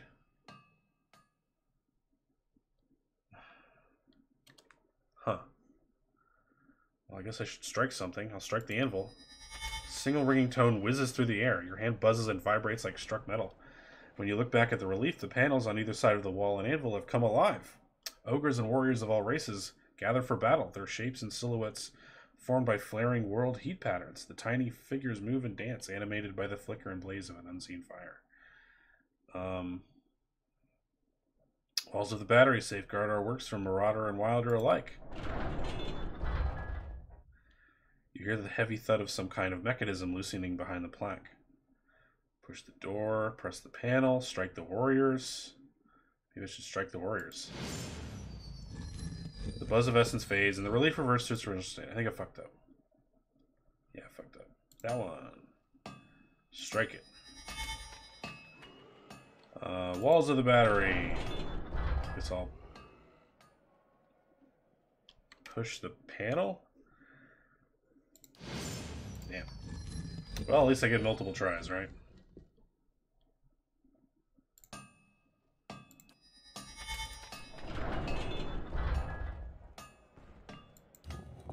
It slides easily with the slightest pressure from your fingers. You guide it up and over the anvil relief, where it clicks into place. Beneath it is a deep cavity. It's shaped like a dragon's gaping jaws. Abaddon's faithful travail by the forge and the fires that brighten the ore. Warm air gusts from the open mouth, tingling your cold, numb face. Stick my finger in the cavity or stick my weapon in the cavity? Well, I don't think it'd stick my weapon in there. Examine the mouth. The heat billowing from the mouth prevents you from getting too close, but the rim of the cavity, the tiny teeth surrounding it, are blackened with soot. You accidentally inhale some of the vapor. It's odorless, but leaves you lightheaded. You also notice, I'm not a fire god like, that the dragon's tongue is a fire striker. It's hinged and attached to a chunk of flint. Press the dragon's tongue to light a fire in the mouth. Use your torch to light a fire in the mouth. I guess I'll use my torch. Fire catches the warm vapor with billowing whoosh. The dragon's eyes are alight and flames lick at the edges of its mouth.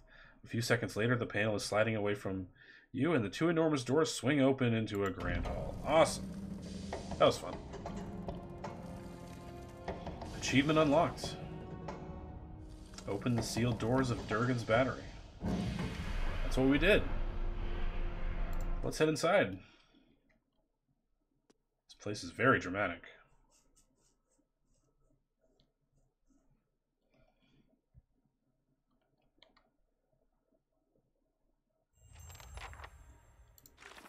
Cool. Enter Durgan's Battery. The White Forge should be on the bottom floor. Descend below the Great Hall. Cool. This is going to be a full-on dungeon, isn't it? Well, forgive me, but whatever this place's secrets, I don't want to know. Yeah, it's going to be fucked, dude. Need something? For real. Every time I shapeshift, I wonder why I bother wearing clothes. Good thing I'm freshly greased. Don't say things like that. Durgan Cogwheel. Alright. We earned this. Durgan's steel has lined our halls in gold. Your vanity dishonors Abydon and cheapens us all.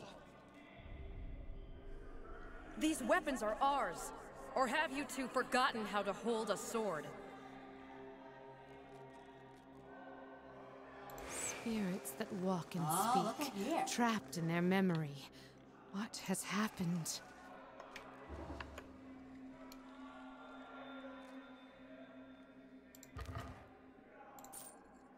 Cool.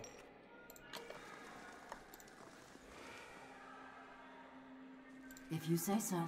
Yeah, get in there. Got it done. I'll see what's ahead. Interesting. Damn you both!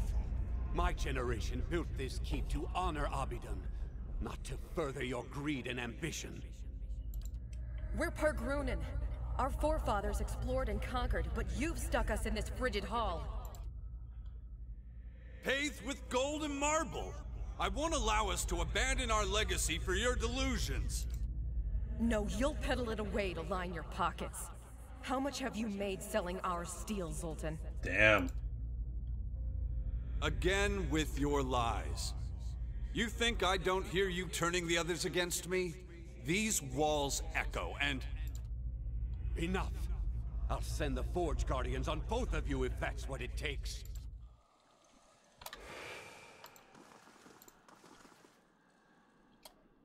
Enemies.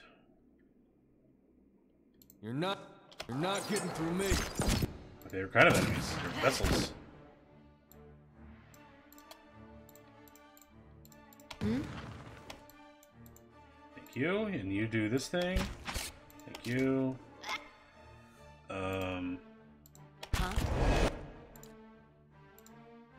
Cool.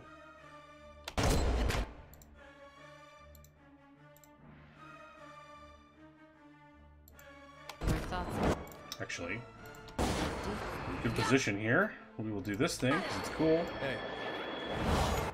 Nice.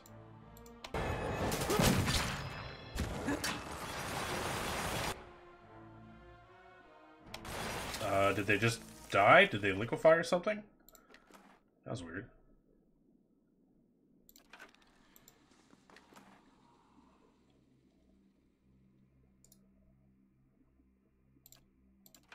Of course. Fascinating.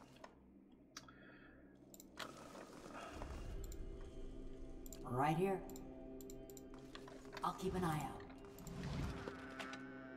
out. Alright, cool weapon. Doesn't help me. Let's see what we... If you say so. That'll do. Sure will. I like that.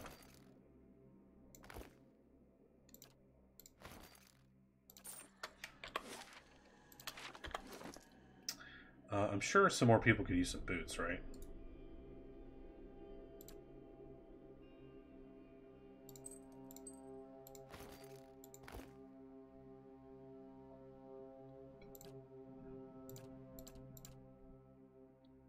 I assume she can have no other body. Maybe she can have a helmet. I don't know. I doubt it. Probably a cloak. She can, and it looks kind of dumb. That's fine. Sure.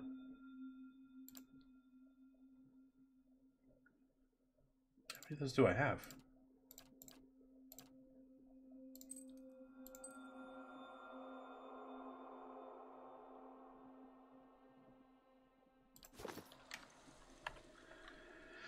Okie dokie. Uh-huh. Uh-huh. Hey. Don't give me that attitude, murderer. I know what you did.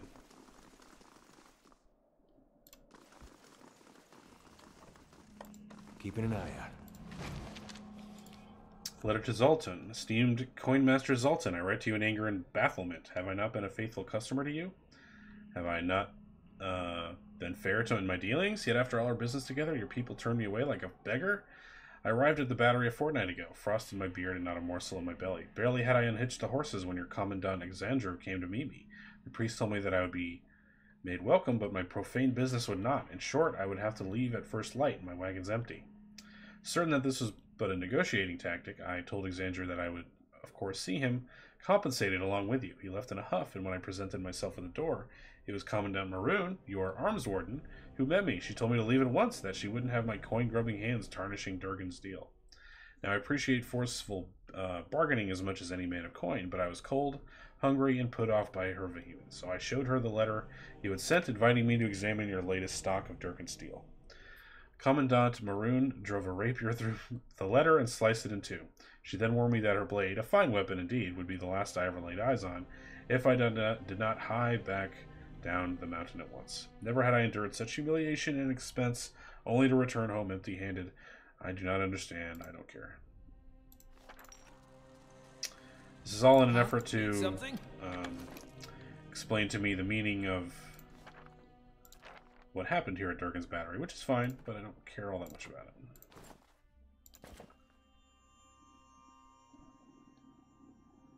That's a pretty cool-ass sword. Hey. Hey.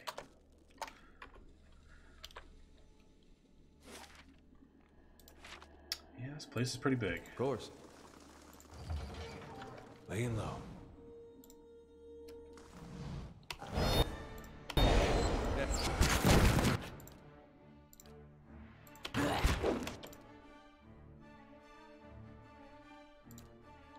Sure, I'll detonate one of you guys.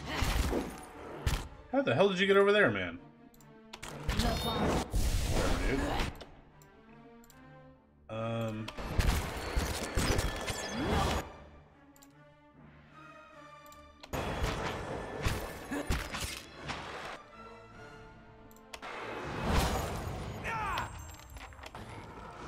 You guys are nothing.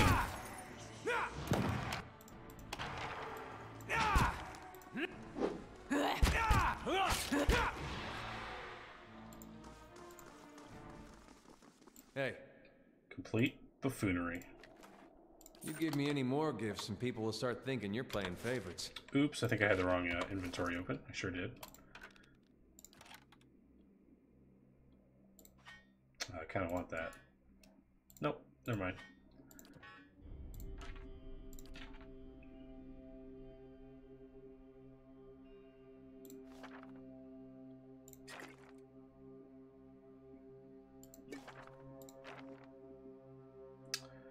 Whatever, man.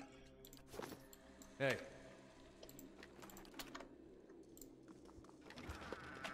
Cool. Minor missiles. Neat.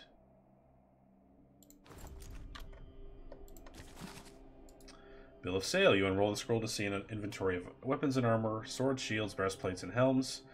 Sold to Lucan of Dunred. The bill is signed by Commandant Zoltan, Coinmaster of Durgan's Battery. Fantastic.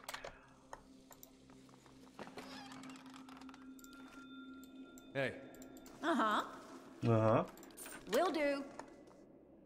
He's a traitor to the battery. Whoa.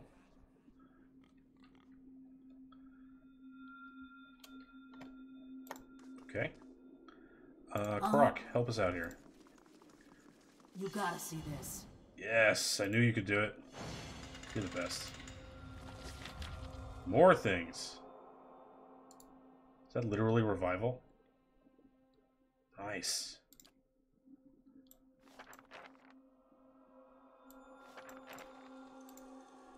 Hey, I'll stay out of sight.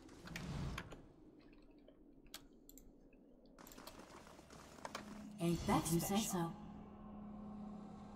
Got it done. You're so good at everything.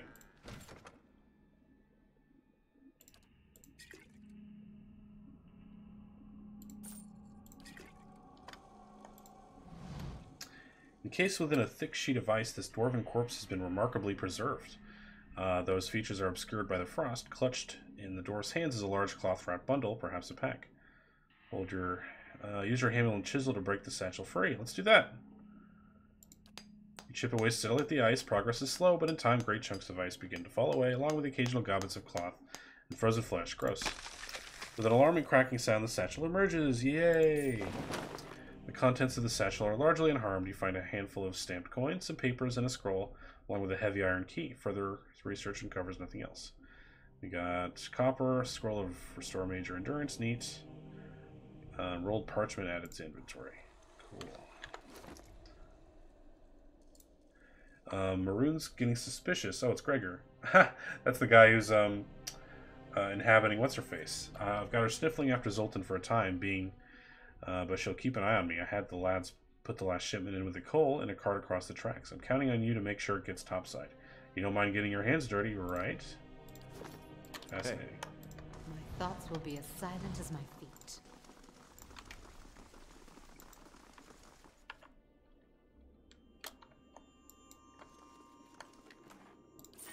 Damn it. Did I do it again? I gotta stop doing that.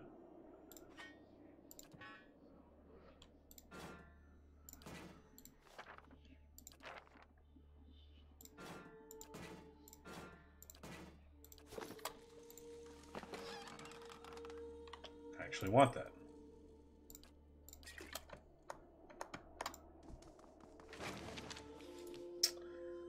Here's the current accounting of this month's production. Long swords, bunch of stuff. Cool. Yeah, these things are all pretty good.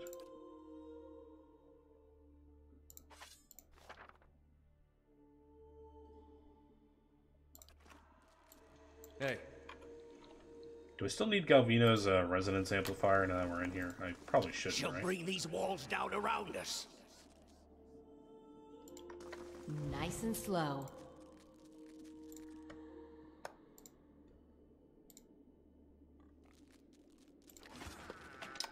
Crap, I don't even know what I picked up. Son of a bitch.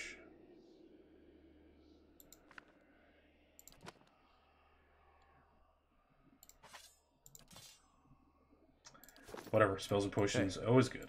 Ain't that special? Wait, can I just go in here? Okay, weird.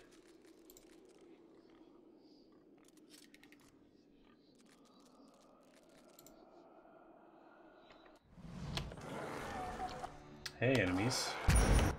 Oh, that's probably a trap, by the way. Saw that coming. And yet, I did nothing to prevent it.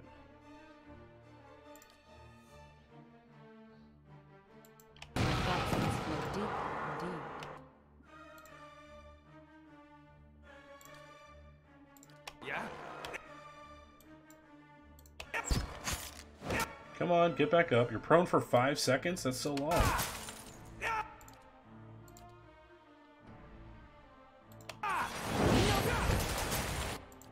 Don't go down already. Come on now. Come on. There you go. Thank you. You need to get out of here. Thank you.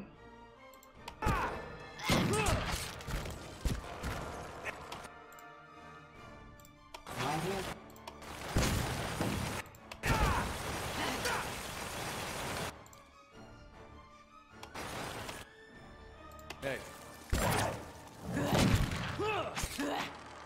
Cool. That wasn't so bad. Why are you tired? Why does that happen?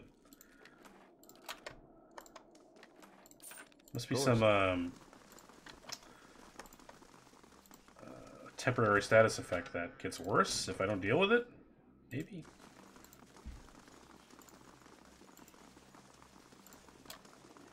Good thing I'm freshly greased. Naturally. Got it done.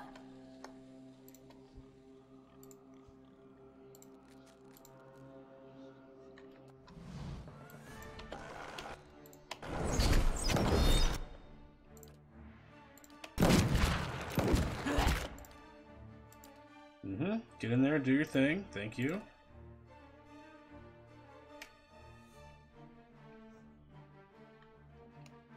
Cool.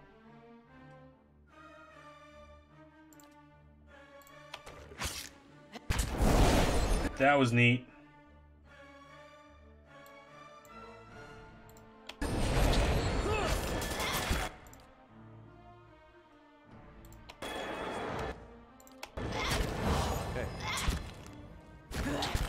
Not.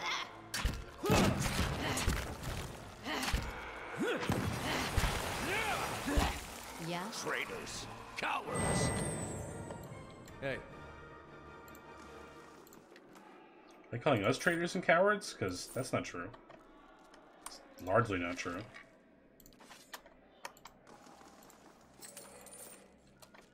They shall see nothing while I see much. Cool. Puissant melee. I love it.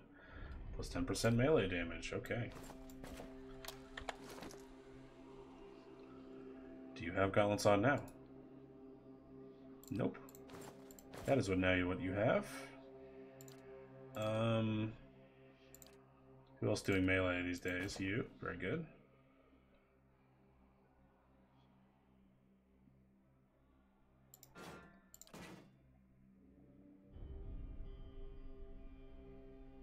Cool, cool.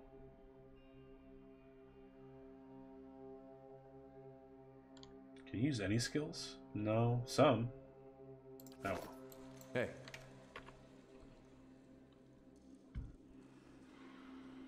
Now, do I want to leave or do I want to check out this guard shack first?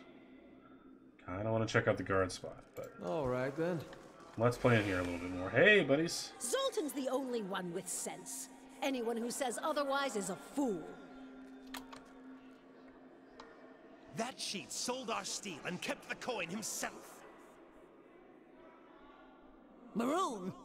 She won't rest until our corpses decorate the halls.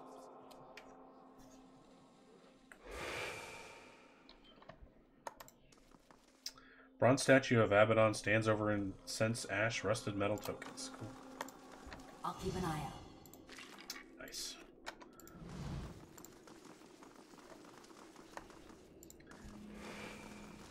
How long before the Commandant come to blow? Did you see the look in Maroon's eye? Exandro had better watch his back.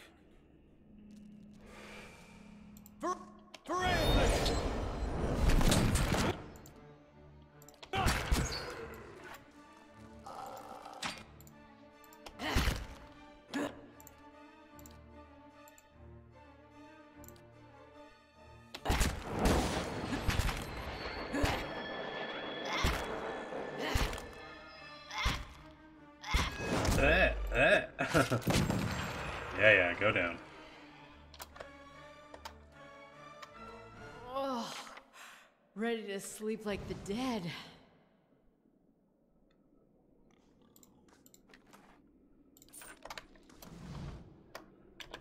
Okay, we're done down here. Let's go up here.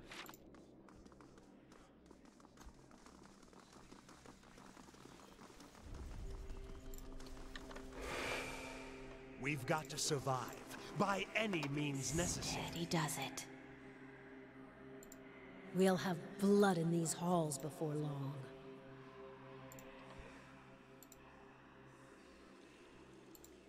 Talk faster.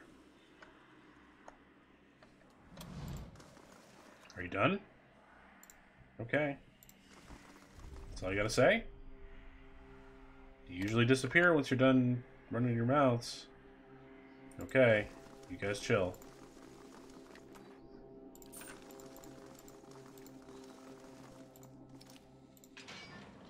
Let's see what we got.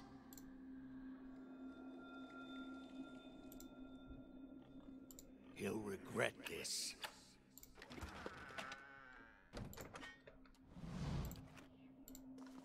I'll keep an eye out.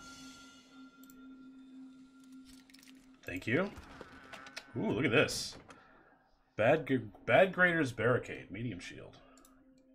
Bashing, dual deflection, grants bash. 10% of ranged attacks reflected back at attacker. I like that. Grants thrust of tattered veils on critical hit. I don't need to read all the lore, but I love that thing, so let's get it. What kind of shield do you have now? Medium shield. That's pretty good, but I like new and flashy, so let's go new and flashy. Oh, it's very flashy. Look at that. Pretty.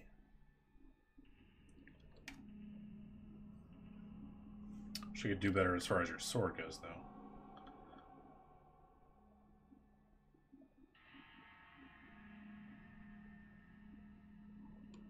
That's a cool name. They're all cool names.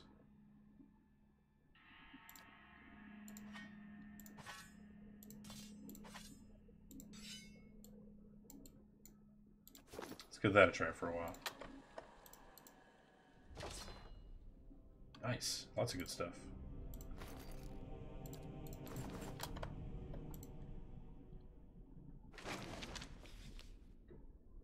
What the fuck is that? Holy shit. What? Garrod, the world around you blurs and fades to black. When your vision returns, you find yourself in a small wooden hut, its interior dimly lit by the embers in a nearby fire pit. You're wearing mail armor several sizes too large for you, and clutched in your hands is the ivory horn of some sea creature, one end sharpened to a point. What are we going to do, Garrod? Your sister Keitha huddles near you, her wide eyes fixated on the hut's door, which has been barred shut. The door shudders and splinters beneath heavy blows coming from the other side. Enraged growling can be heard just beyond the door. All at once the world halts around you. The pounding stops. Wooden splinters from the door hang suspended in the air. Keitha no longer trembles, no longer breathes, her eyes fixed in place like a doll's.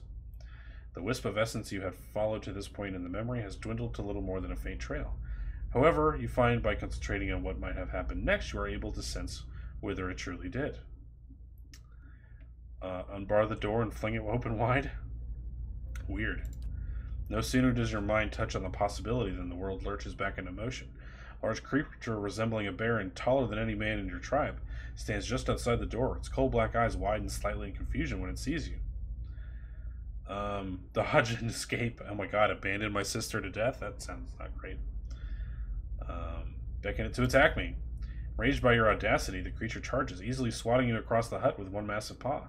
As it does so, Keitha dodges past the creature and escapes the hut. Each breath is agony, but you clutch the horn defiantly as the creature advances. The snarling of the creature and your own belabored breathing fades.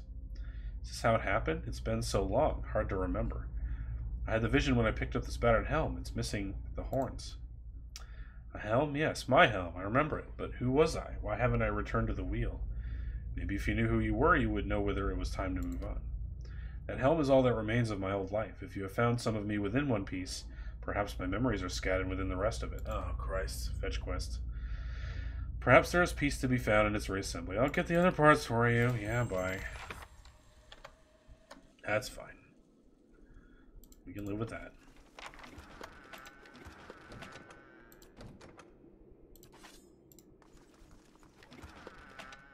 Okay. Hey. I guess just that door and that staircase, but let's try the door.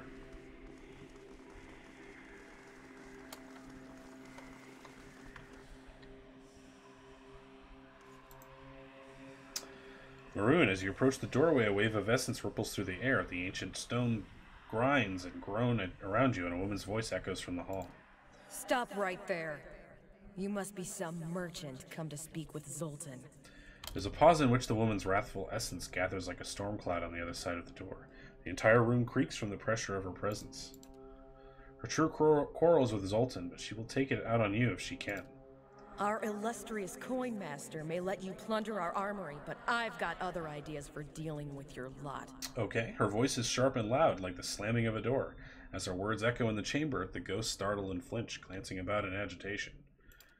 Turn and Holy go shit. before I show you how an arms warden deals with trespassers.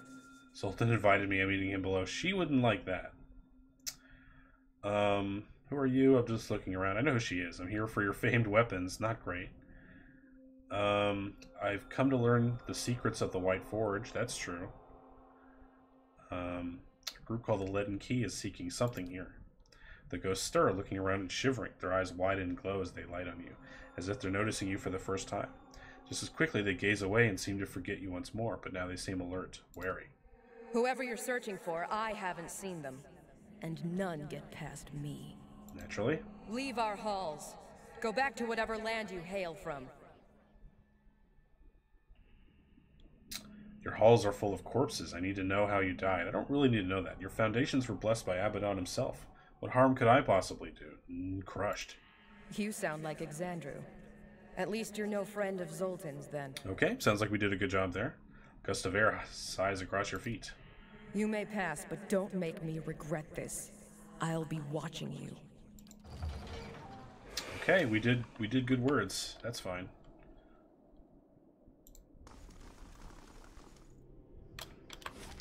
Okay, well, we gotta explore this spot first. I'm dreading what I'm gonna find here. I hope it's not a master case. That would tell me that this place we're about to go into is gonna be fucking huge. And I don't want to do one dungeon for 3 streams. Oh god. Well, this is the easier spot to go through, so I guess we'll try going upstairs and see what we find.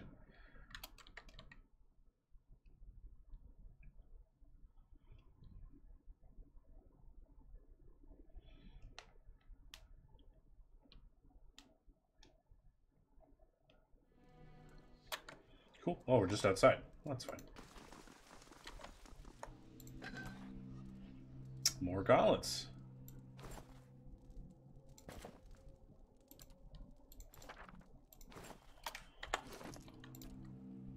Sure. I'll keep an eye out. Thank you.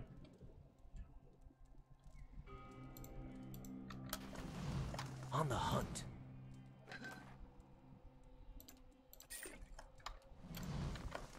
All right, fairly harmless. Thank my lucky stars.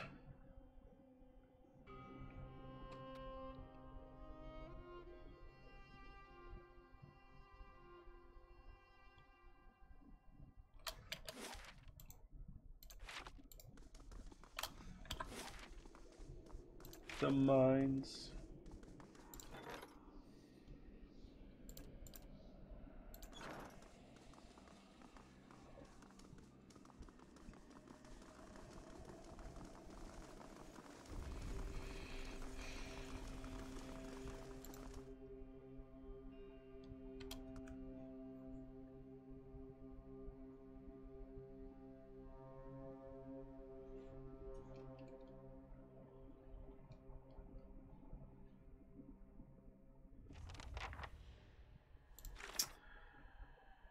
I have no idea what this is going to be. I'm also dreading that. Then our Durgan's battery, the White Forge, should be on the bottom floor. Continue past the mines. I found a level that appears to have been a mining hub at one point. Like the rest of Durgan's battery, it looks deserted now, so I have to keep searching. Lots of enemies ahoy, I guess. Let's find out. Oh no. It's a big zone. Hey guys. We can't hold them off! Fall back! You literally can't hold me off. They shall see nothing while I see much.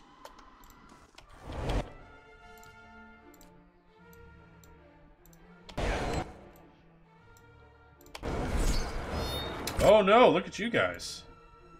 Crafty, huh? My thoughts must up. We're gonna have to deal with that.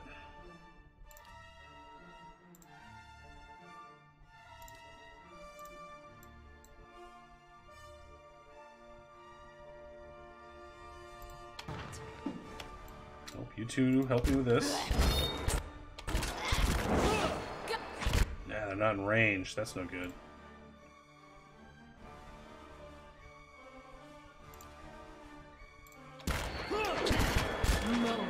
So I'll have to deal with that in a second.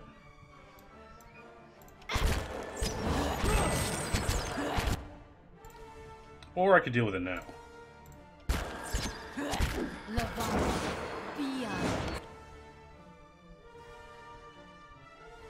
What else can we do?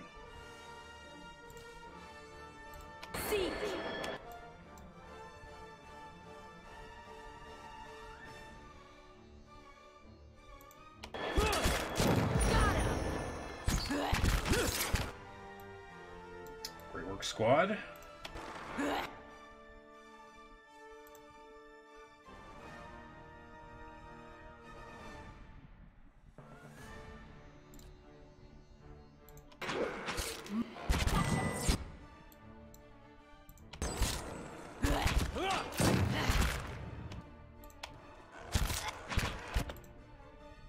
Come on, dude, don't go down.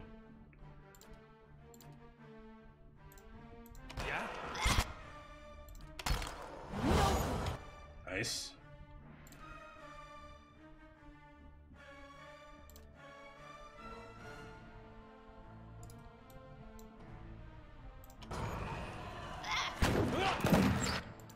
You okay, dude? You need to relax, maybe.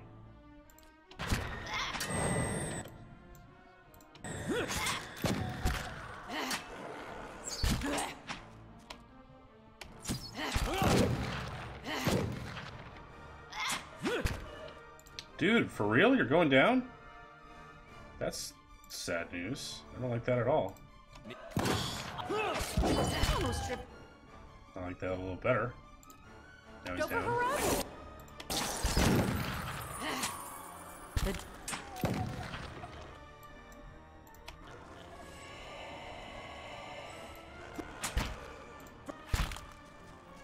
Be less paralyzed, please. For great success. Yeah?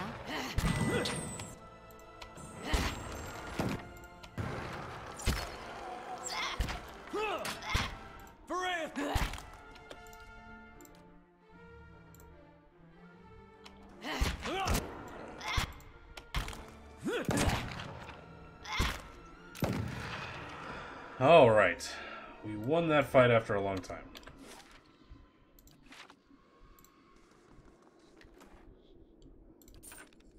All right, then.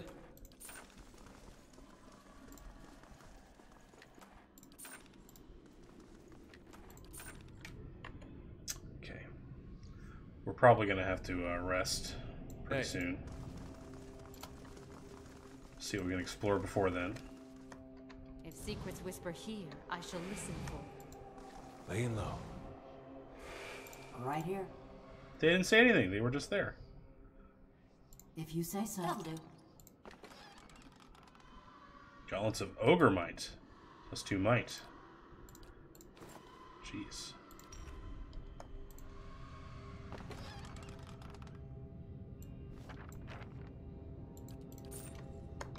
Hey. Okay.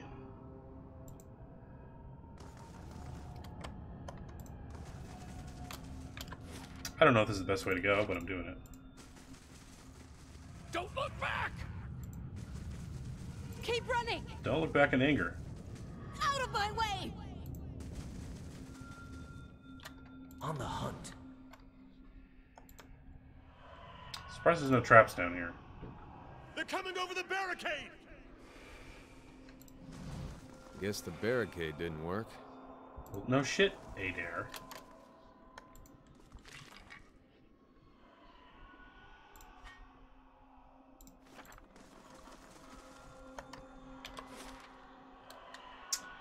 Alright, before we go around this whole place, let's go through this door.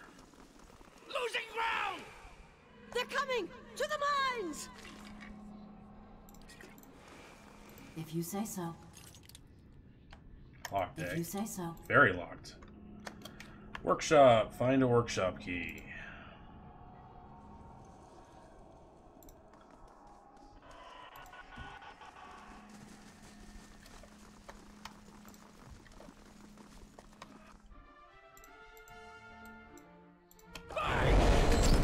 Hey lads, holy shit, he's going down.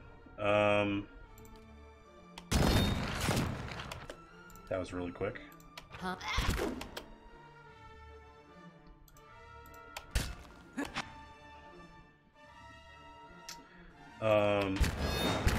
That one, please. That's a good one. Hopefully he doesn't die. I did save, I believe, so we should be okay.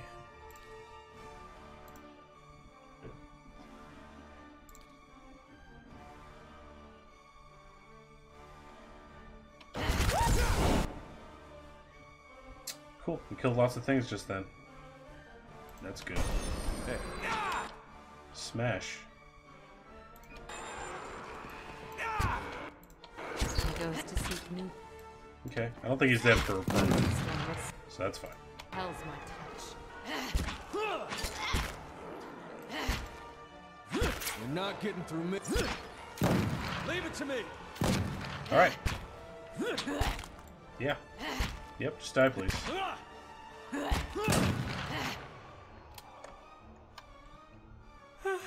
Could use some rest.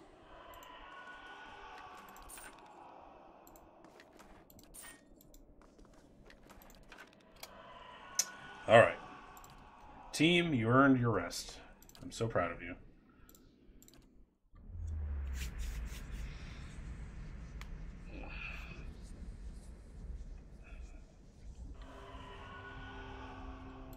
Hey.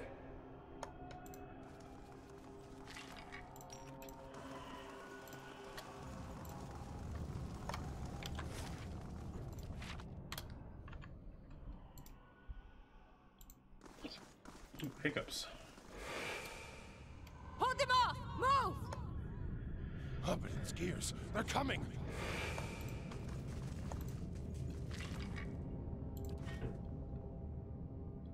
Sigil of the Helm. It's a quest item. Didn't update a quest that we currently have, though, so we'll see. Hey. I bet there's a door with a helmet on it, because there was one with an anvil. So that makes the most sense in the world. They shall see nothing while I see much. I know, GM. Let's see what we got. Hey. Bitter spirit, eh?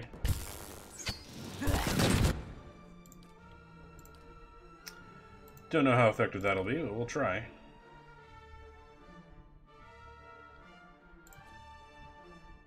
Yeah? No.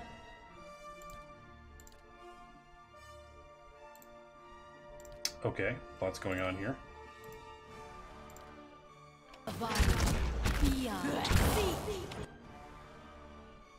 I don't think that worked.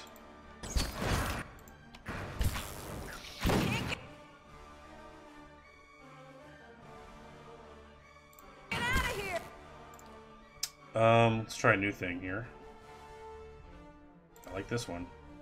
Got him.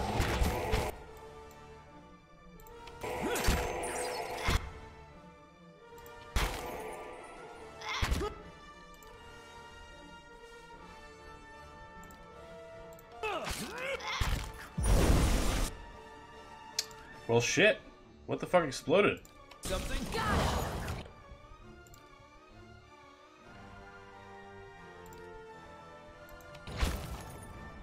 Tell me. Hey, you're not. That was scary. Something big happened to my team.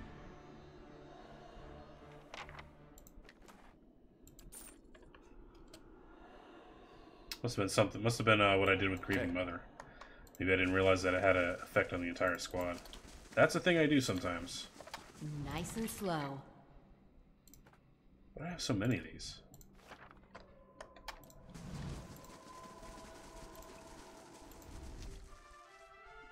What? Where did you come from? Varathus!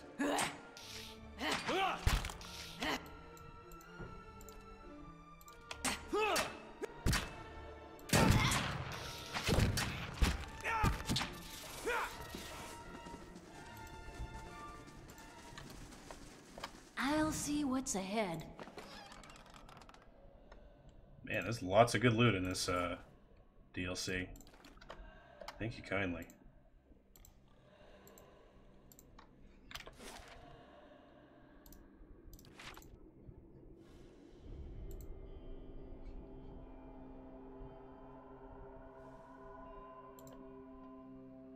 We're outnumbered!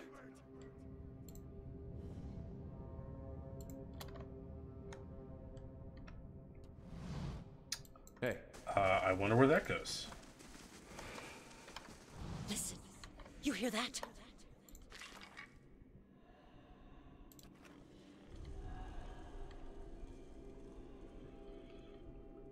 Well, what do you have to say?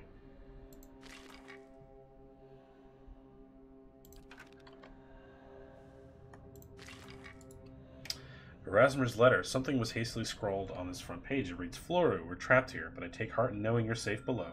When this ends, take whatever you can carry and leave for Fort Bonepicker at once. Take our nephew if you can. It's not safe here. Keep this with you. Your love, Erasmer. The other side looks like a poem, but it's obscured with dirt. Oh, sad. Sorry, your shitty little poem was lost to the elements. They shall see nothing while I see much.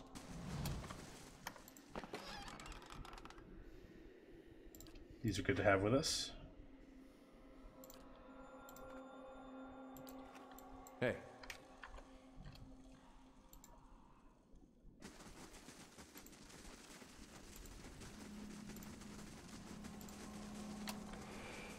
Are we safe here? Quiet.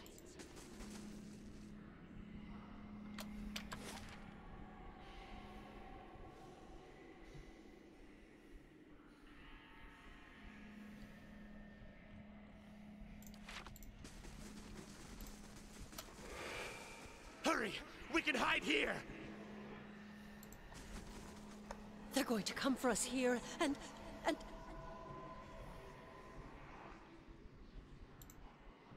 This dwarf remains lying on the floor, covered in dirt and swathed in cobwebs. Essence drifts nearby, hanging in the stale air like dust motes. Search that body. A key glints in the dirt next to the corpse femur. As you examine it, the nearby spirits grow restless, growling and fidgeting. Reach out to the essence. Takes a little additional effort, but you manage to gather the floating essence to you. You work your way into it and suddenly find yourself immersed in the soul's memory. The shock hits you with an almost physical force. Your heart hammers within your chest. Other Pargrunen rush past you, retreating or attacking. It's gotten hard to tell. You're running along a dark tunnel, pushing your overtaxed body as fast as it will go. Your heart pounds harder with each step. Conclusive thumps echo above you. Each one seems to resound in your heaving chest. You pass the mines and reach the main hall. It's packed full of shouting, shoving, panicking dwarves. Even if you could reach the door at the other end without getting trampled or beaten to death first, something in the fever of the crowd tells you it's already locked. The tunnel behind you rings with screams. You had another dial for the door to forge below, but it's locked in the workshop, on the other side of the barricade. The sounds of battle grow closer. You race to the mines, ignoring the building pressure in your chest. You scurry deeper into the mines, losing track of your path. The tunnels seem to close around you. You stumble and fall. You try to pull yourself up, but your arm is dull with pain. Even though you've stopped, you can't quite catch your breath. For the first time, you notice a squeezing agony in your chest. Darkness gathers around you. Take that key. Push the bones aside and grab the key. As you hear the screams of horror and fury, the dead of Durgan's battery converge on you. Their unnatural teeth and claws bare. Holy shit.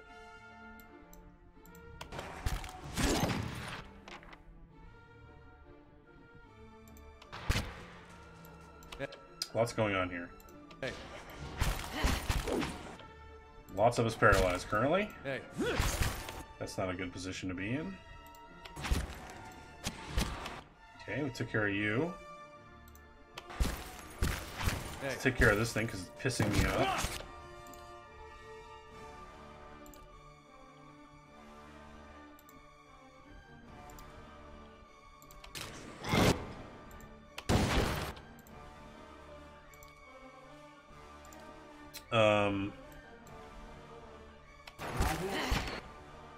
Cool. Nice.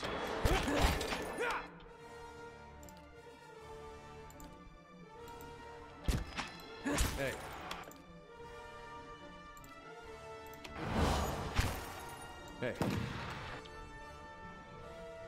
Good job, Devil of Karak. Respect. 87 pierce damage, sneak attack, and backstab. I gotta use her invisible shit more often. Hey. That was pretty dope. Of course. You're not useless. You have a special purpose. Hey. Take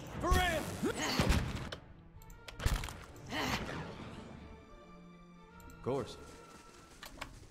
My thoughts will be as silent as my feet. Your feet are super loud all the time.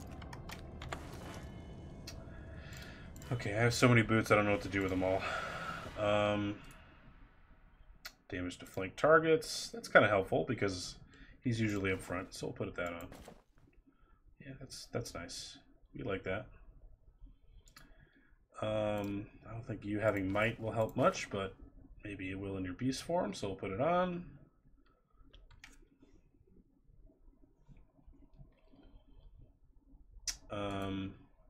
+3 con, that's pretty fine. Grants knockdown, 1 per encounter. That doesn't help me that much. Sooner give that to her, but no, you can have that.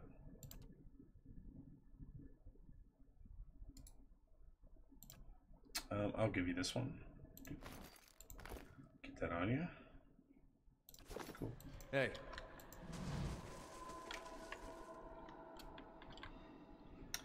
So are other spirits going to attack me on my way back here? Because I didn't see too many guys on my way here the first time. Stop them! Oh, shush. Really? Holy shit. Okay, there's a lot of you.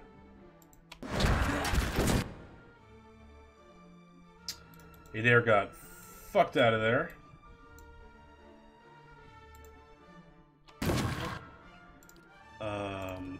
Cool.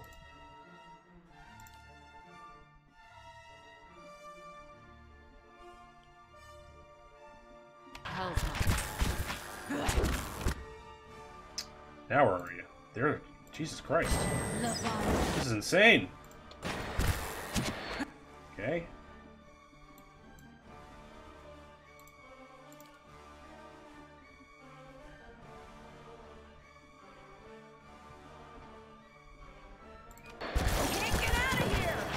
Do the thing. Damn, right down.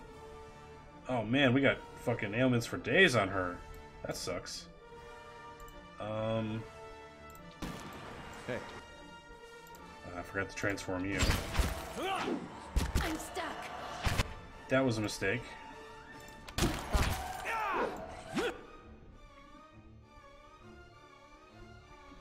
He transformed. It's sort of hard to tell. Yeah, he is. Okay.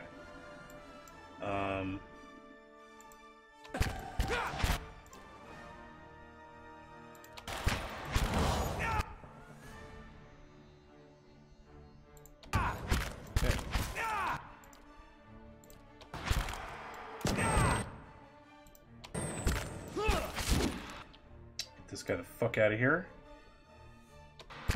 Hey. Damn, man. Gonna have to have another rest here soon.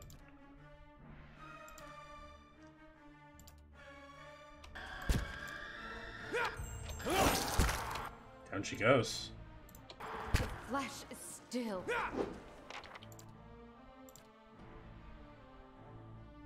Hey. Come on. Where are you? Why are you taking damage so much?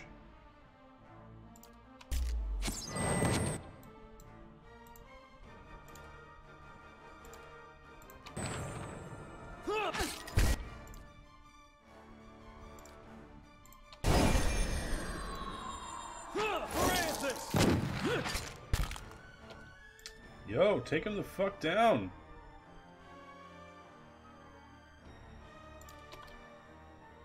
Oh, he's straight up paralyzed forever. Forever. I didn't realize how fucked we were. Wish she hadn't gone down. She could revive the rest. That's okay. We're fine.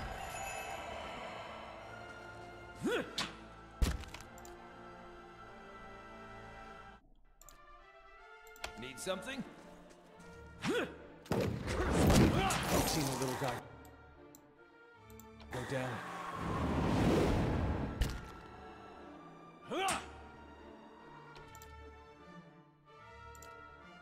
Uh-huh. She's immune. Right here. No shit.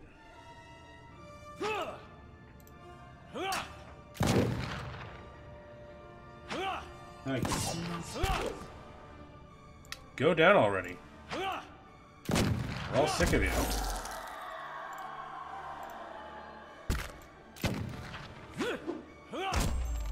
Finally. Bad fight. Hey.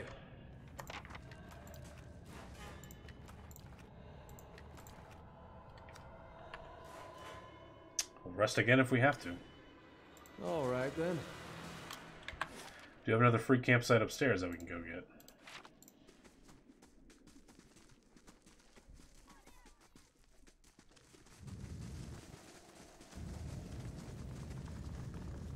Who the fuck are the Forge Guardians?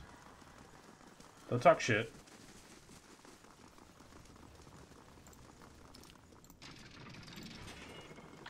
Keeping an eye out. Let's get the hell in here. Oh, hey, bros. Stone dial. Yeah, we'll take it. Yeah, we better get the fuck out of here. Yeah, let's have a nap before we deal with this shit. Holy crap. Wow. Yeah. We can just head upstairs real quick and get some more garbage. So you chill back here. Yeah? You chill. Need something? You step up. I'm here. You step up, of course. No, don't close the door. Hey. All right then.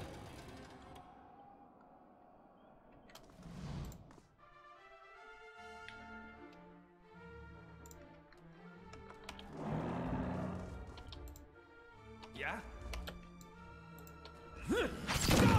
Okay, that's not ideal.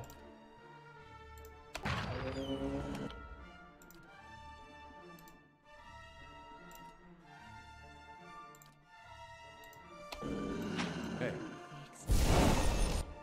That's okay.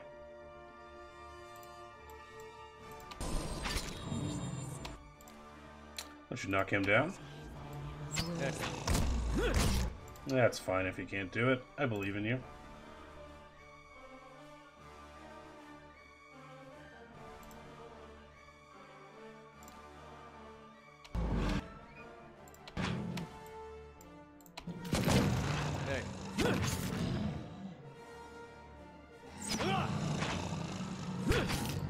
Look, they're just going to patiently wait for us. My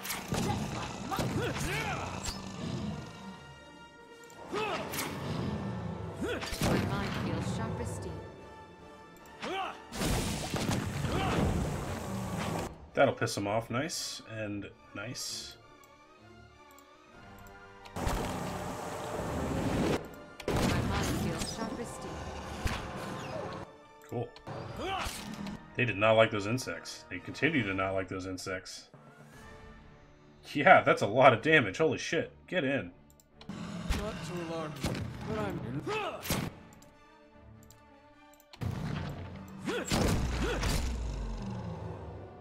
in. Leviathan. Never uses spells ever. This is a rare opportunity. Sure. Fuck yeah, get in.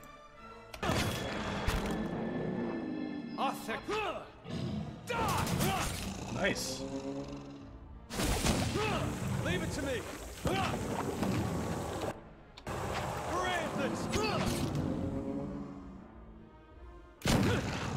Smartly stepping in and out of the danger.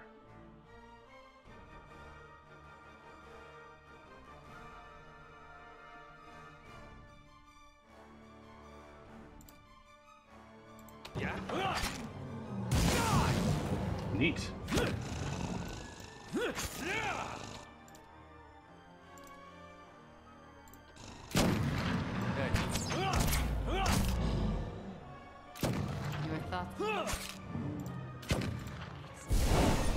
Do whatever I want.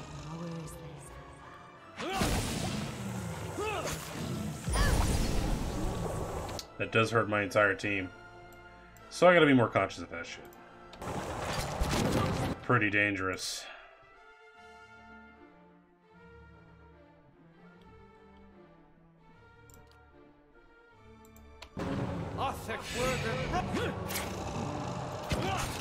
Parathis!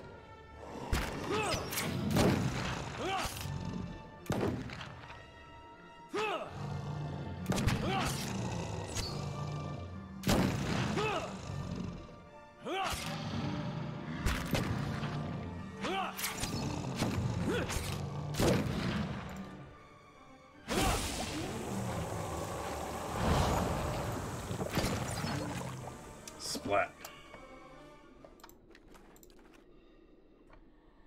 All right then. Keeping quiet. We did well, I think. On the hunt. We got a new helmet. Neat. And we got that as well. Perfect.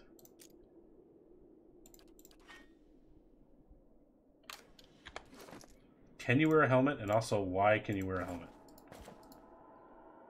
Might for 22nd per kill. That's awesome. What do you currently have equipped?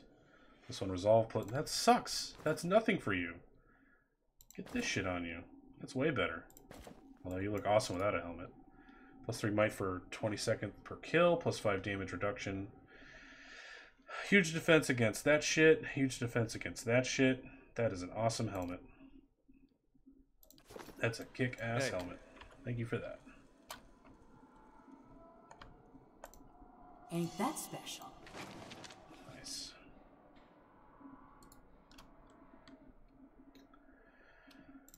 That should be quest.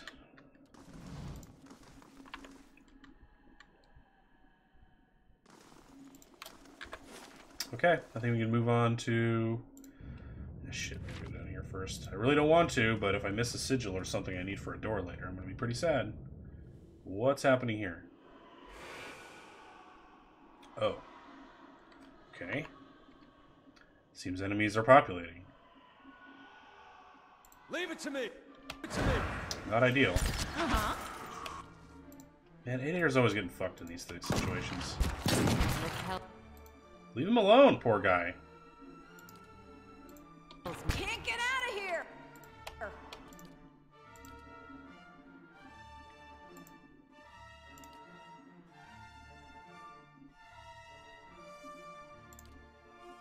Huh?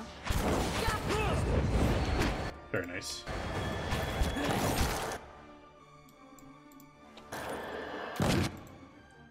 Hey there, you're doing great by yourself, pal. I'm really proud of you. But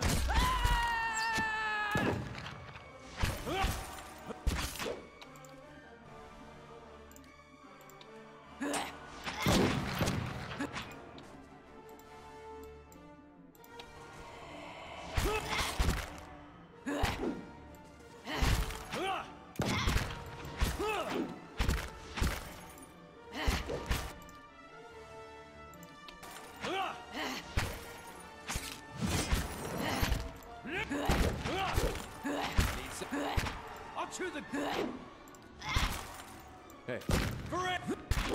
kill him. Hmm? Hey. Okay. I hope they don't repop too much. All That would be right. pretty then. sad.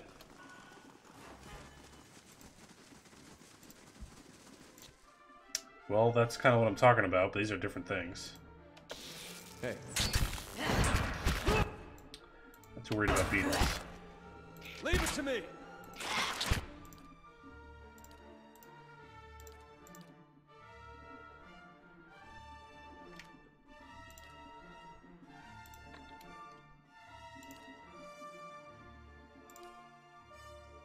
Yeah? Great work, guys. I love it. Love everything you're doing right now.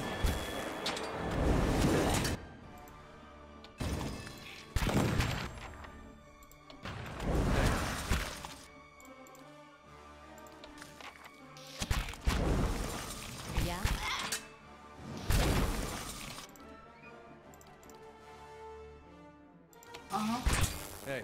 Come on, guys, get up. Don't fall down again. That would be fucking annoying. Hey. Get where you'd have some trouble, though.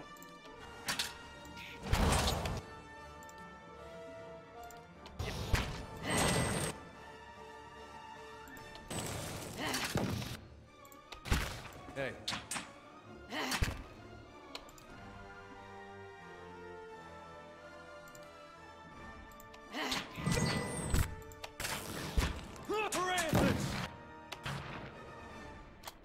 Jesus. Enemies don't quit. Then.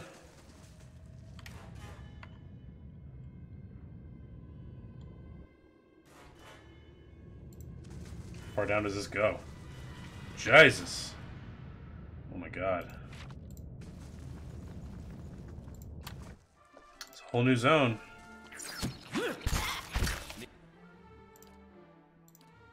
Need something?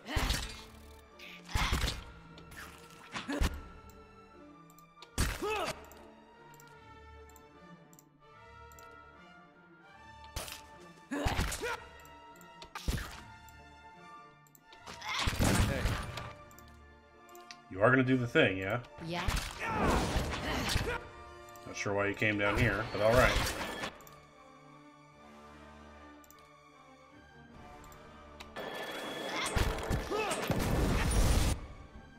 It does hurt, but it is what it is.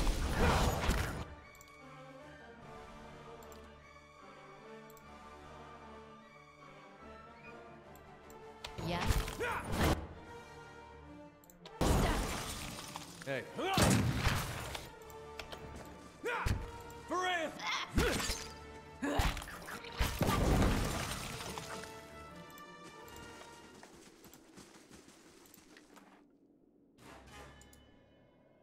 Oh, we got some drugs. Nice. And we got another camp. That's perfect. On the hunt.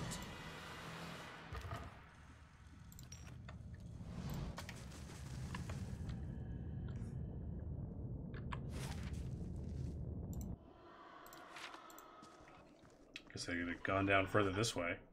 I'm really afraid we're going to find more enemies, though. I don't want to fuck with too many guys if we can help it.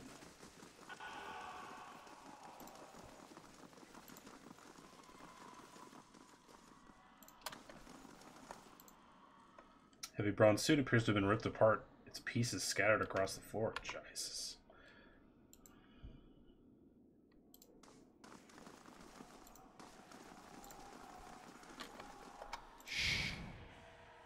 If you say so. I do.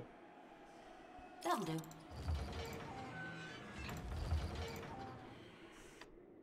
Blasphemy!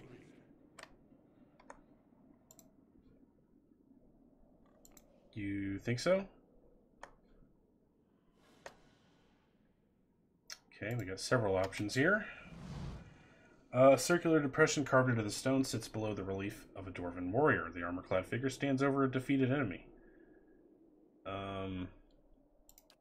One hole punctures the bottom of this circular depression. Its edges seem worn as if something had scraped against them.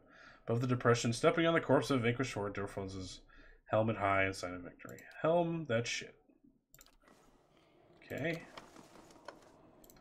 I don't think we have all of them. Armor-clad figure stands guard against an unseen enemy. Inspect it. Holding a shield high and a sword low.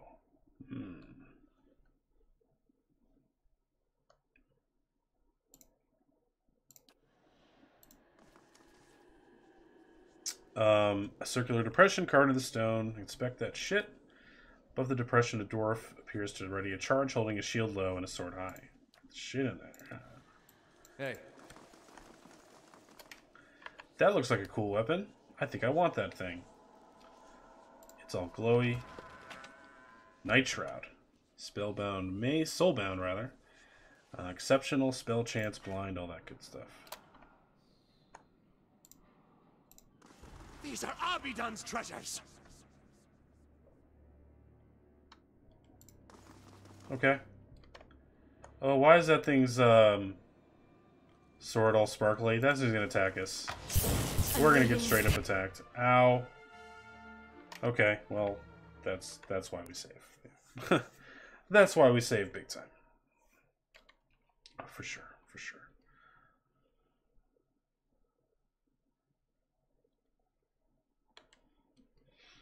Probably end the stream pretty soon, guys. Pretty quiet night. I am hungry, and it's usually about the time I end my stream anyway, so. Yep. Hope to make a little more progress than we did today, but hey, that's how this game goes. Right here. Oh, look at here.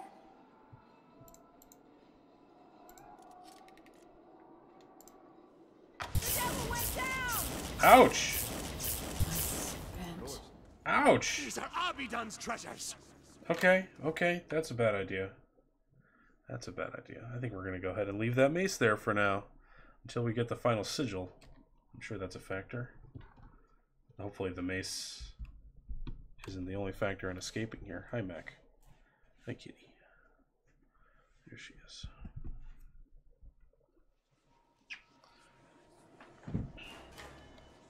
All right, then.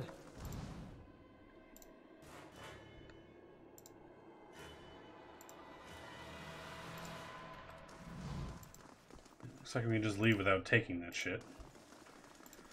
So we will until we get the other sigil. I believe that's going to be the final factor. Let us in!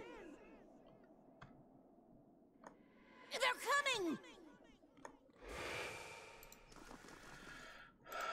coming! As you approach the door, you notice a round depression within the surrounding frame. The molding around the depression is elaborately carved with a row of foreign symbols lining the topmost edge of the circle. Yeah, we got a stone disc, so let's put that in there. And we'll examine. It's about 3 finger widths deep, just a few small stone fragments jutting out from within the wall. Sure, put that in. At first, the disc does not seem to fit until it is oriented in a specific way. You hear a quiet click of casings as it sinks into place. Nothing appears to happen right away. On the disc itself, an arrow-shaped protrusion points north. Push the disc.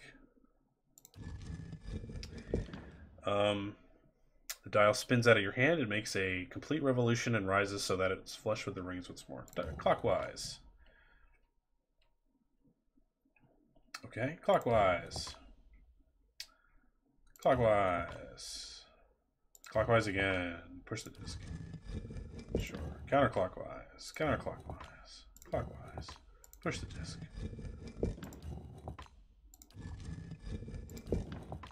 Must be a safe code, huh? Here we go. South works. You feel a satisfying thunk and notice the dial has sunk a fraction of an inch into the depression. The door's still locked, but it feels like a step in the right direction. Okay. I think we're playing slow-ass Simon. Alright, we'll try west. Okay, great. We did a good job. Try north. Nope.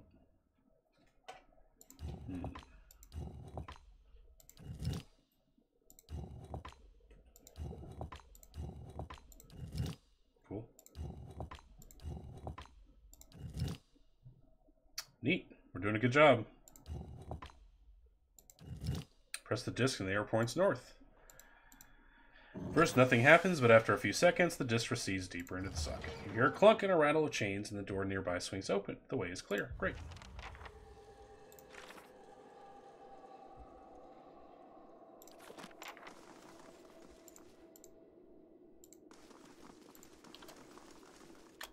Oh, that's the way down. So that plus the minecart tunnels. Lots of different things going on here. I'm going to go straight downstairs, though. Because that's big questing. And we like big quests. Maybe we can find what we need down here right away. That'd be nice.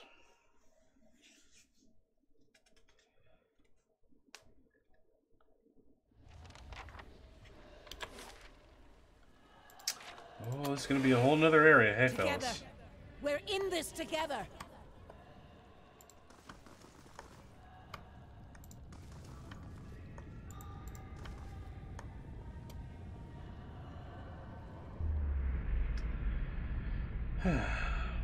I'll organize the troops to guard the stairs.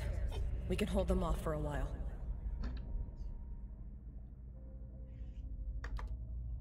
Vazo's repairing the Guardians. Elune's preparing for the...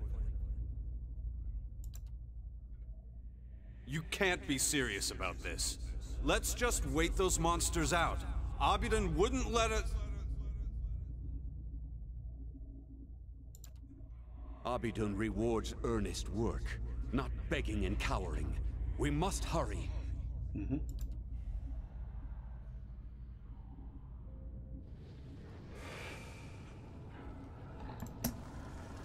Alright, let's see what we can find. Probably in pretty soon. Maybe after the next couple of fights or so. Arm yourselves, If you say so. Quiet.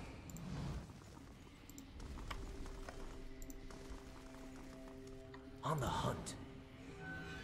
That's scary. We'll give ourselves for the battery.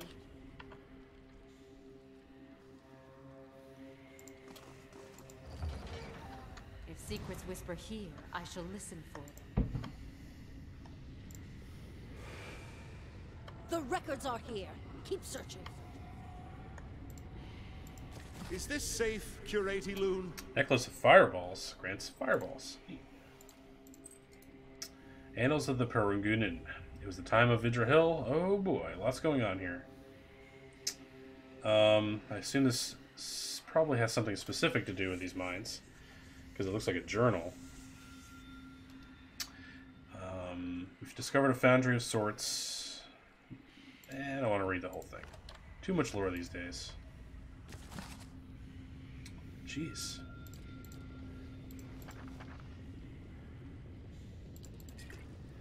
Can I actually talk with you? No? Hey. You gotta see this. Hey, what'd you find? Good job. That wasn't very secret, though.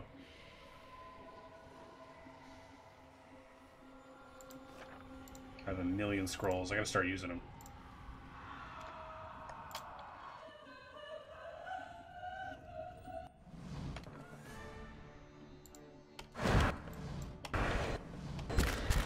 Oh shit, we got from behind too.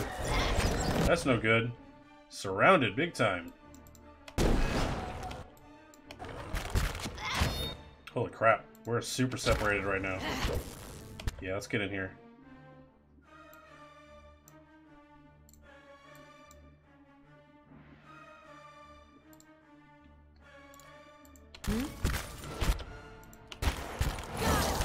That's good damage.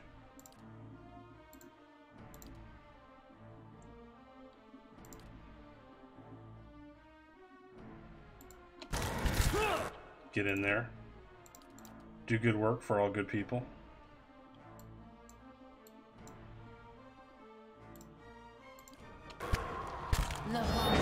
You're paralyzed for now. That's fine. Holy shit, she destroyed their ass. Wow. Fucking detonated their ass. What a fucking honestly kick-ass lady you are, Grieving Mother. What a fucking MVP. Holy shit. That was awesome.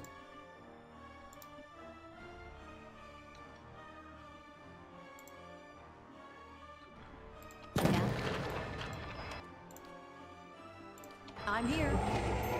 Can't get out of here. She's very paralyzed. Needs my help.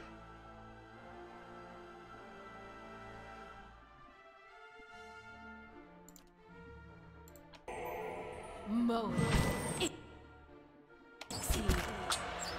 Damn, tried to save her. Didn't work though.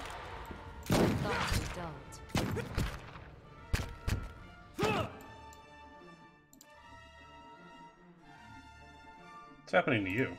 Oh, you're stuck. Okay. Yeah? Hey.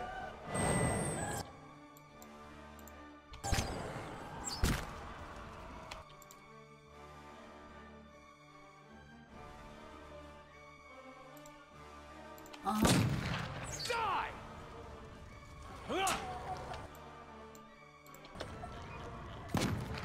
You're not getting through me.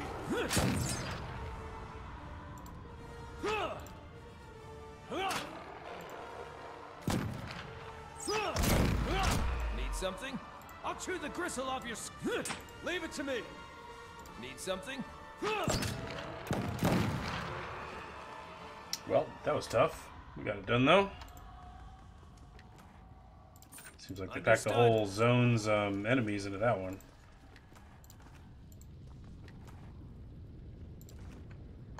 My thoughts will be as silent as my feet. Right here. If you say so. That'll do. Shimmering cloak. So many good things. Almost too many. Hey. Loot overload.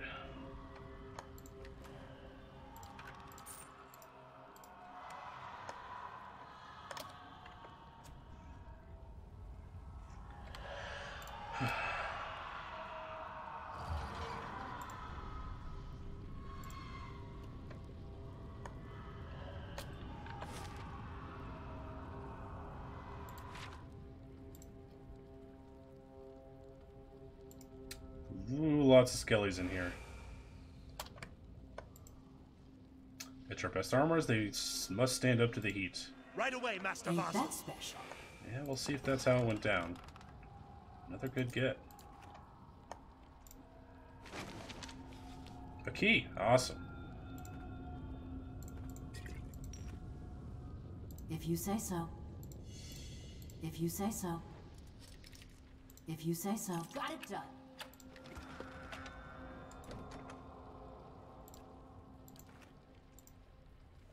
It's a quest item. I knew it. It seemed awfully questy. I'll try anything is usually good for kind of questy. I'm gonna have to remember there's a campsite in there, but I'm gonna venture forth a little bit more. Stand your ground!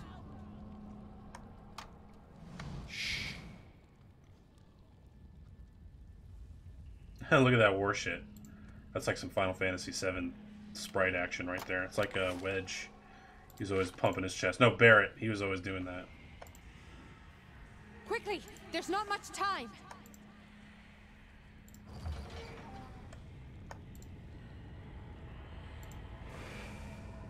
Alone, we've never introduced this much essence into the White Forge. Abidan gave us the tools, Vassal. We've got to make them work. It's always one of you guys was fucking with shit you shouldn't fuck with. So. Got it done. Binding of Souls. The margins of this text are scribbled with notes and references. The removal and transference of souls is a practice both ancient and sophisticated. There's evidence that the Ingwithans were particularly adept at it. Okay, we know a little bit about that already. I don't need to read that.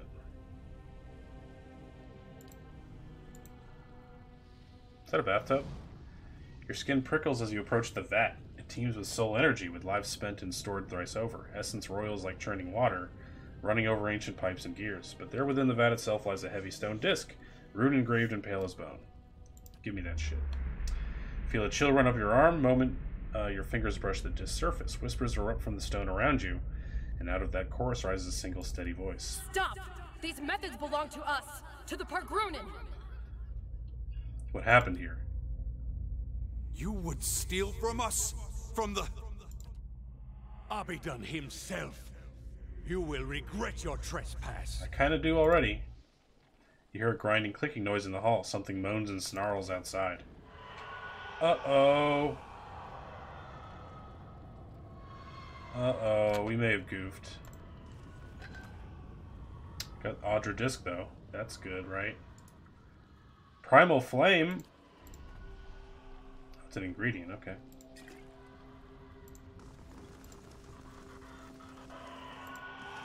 Oh, look at here. No longer sense our merry friend.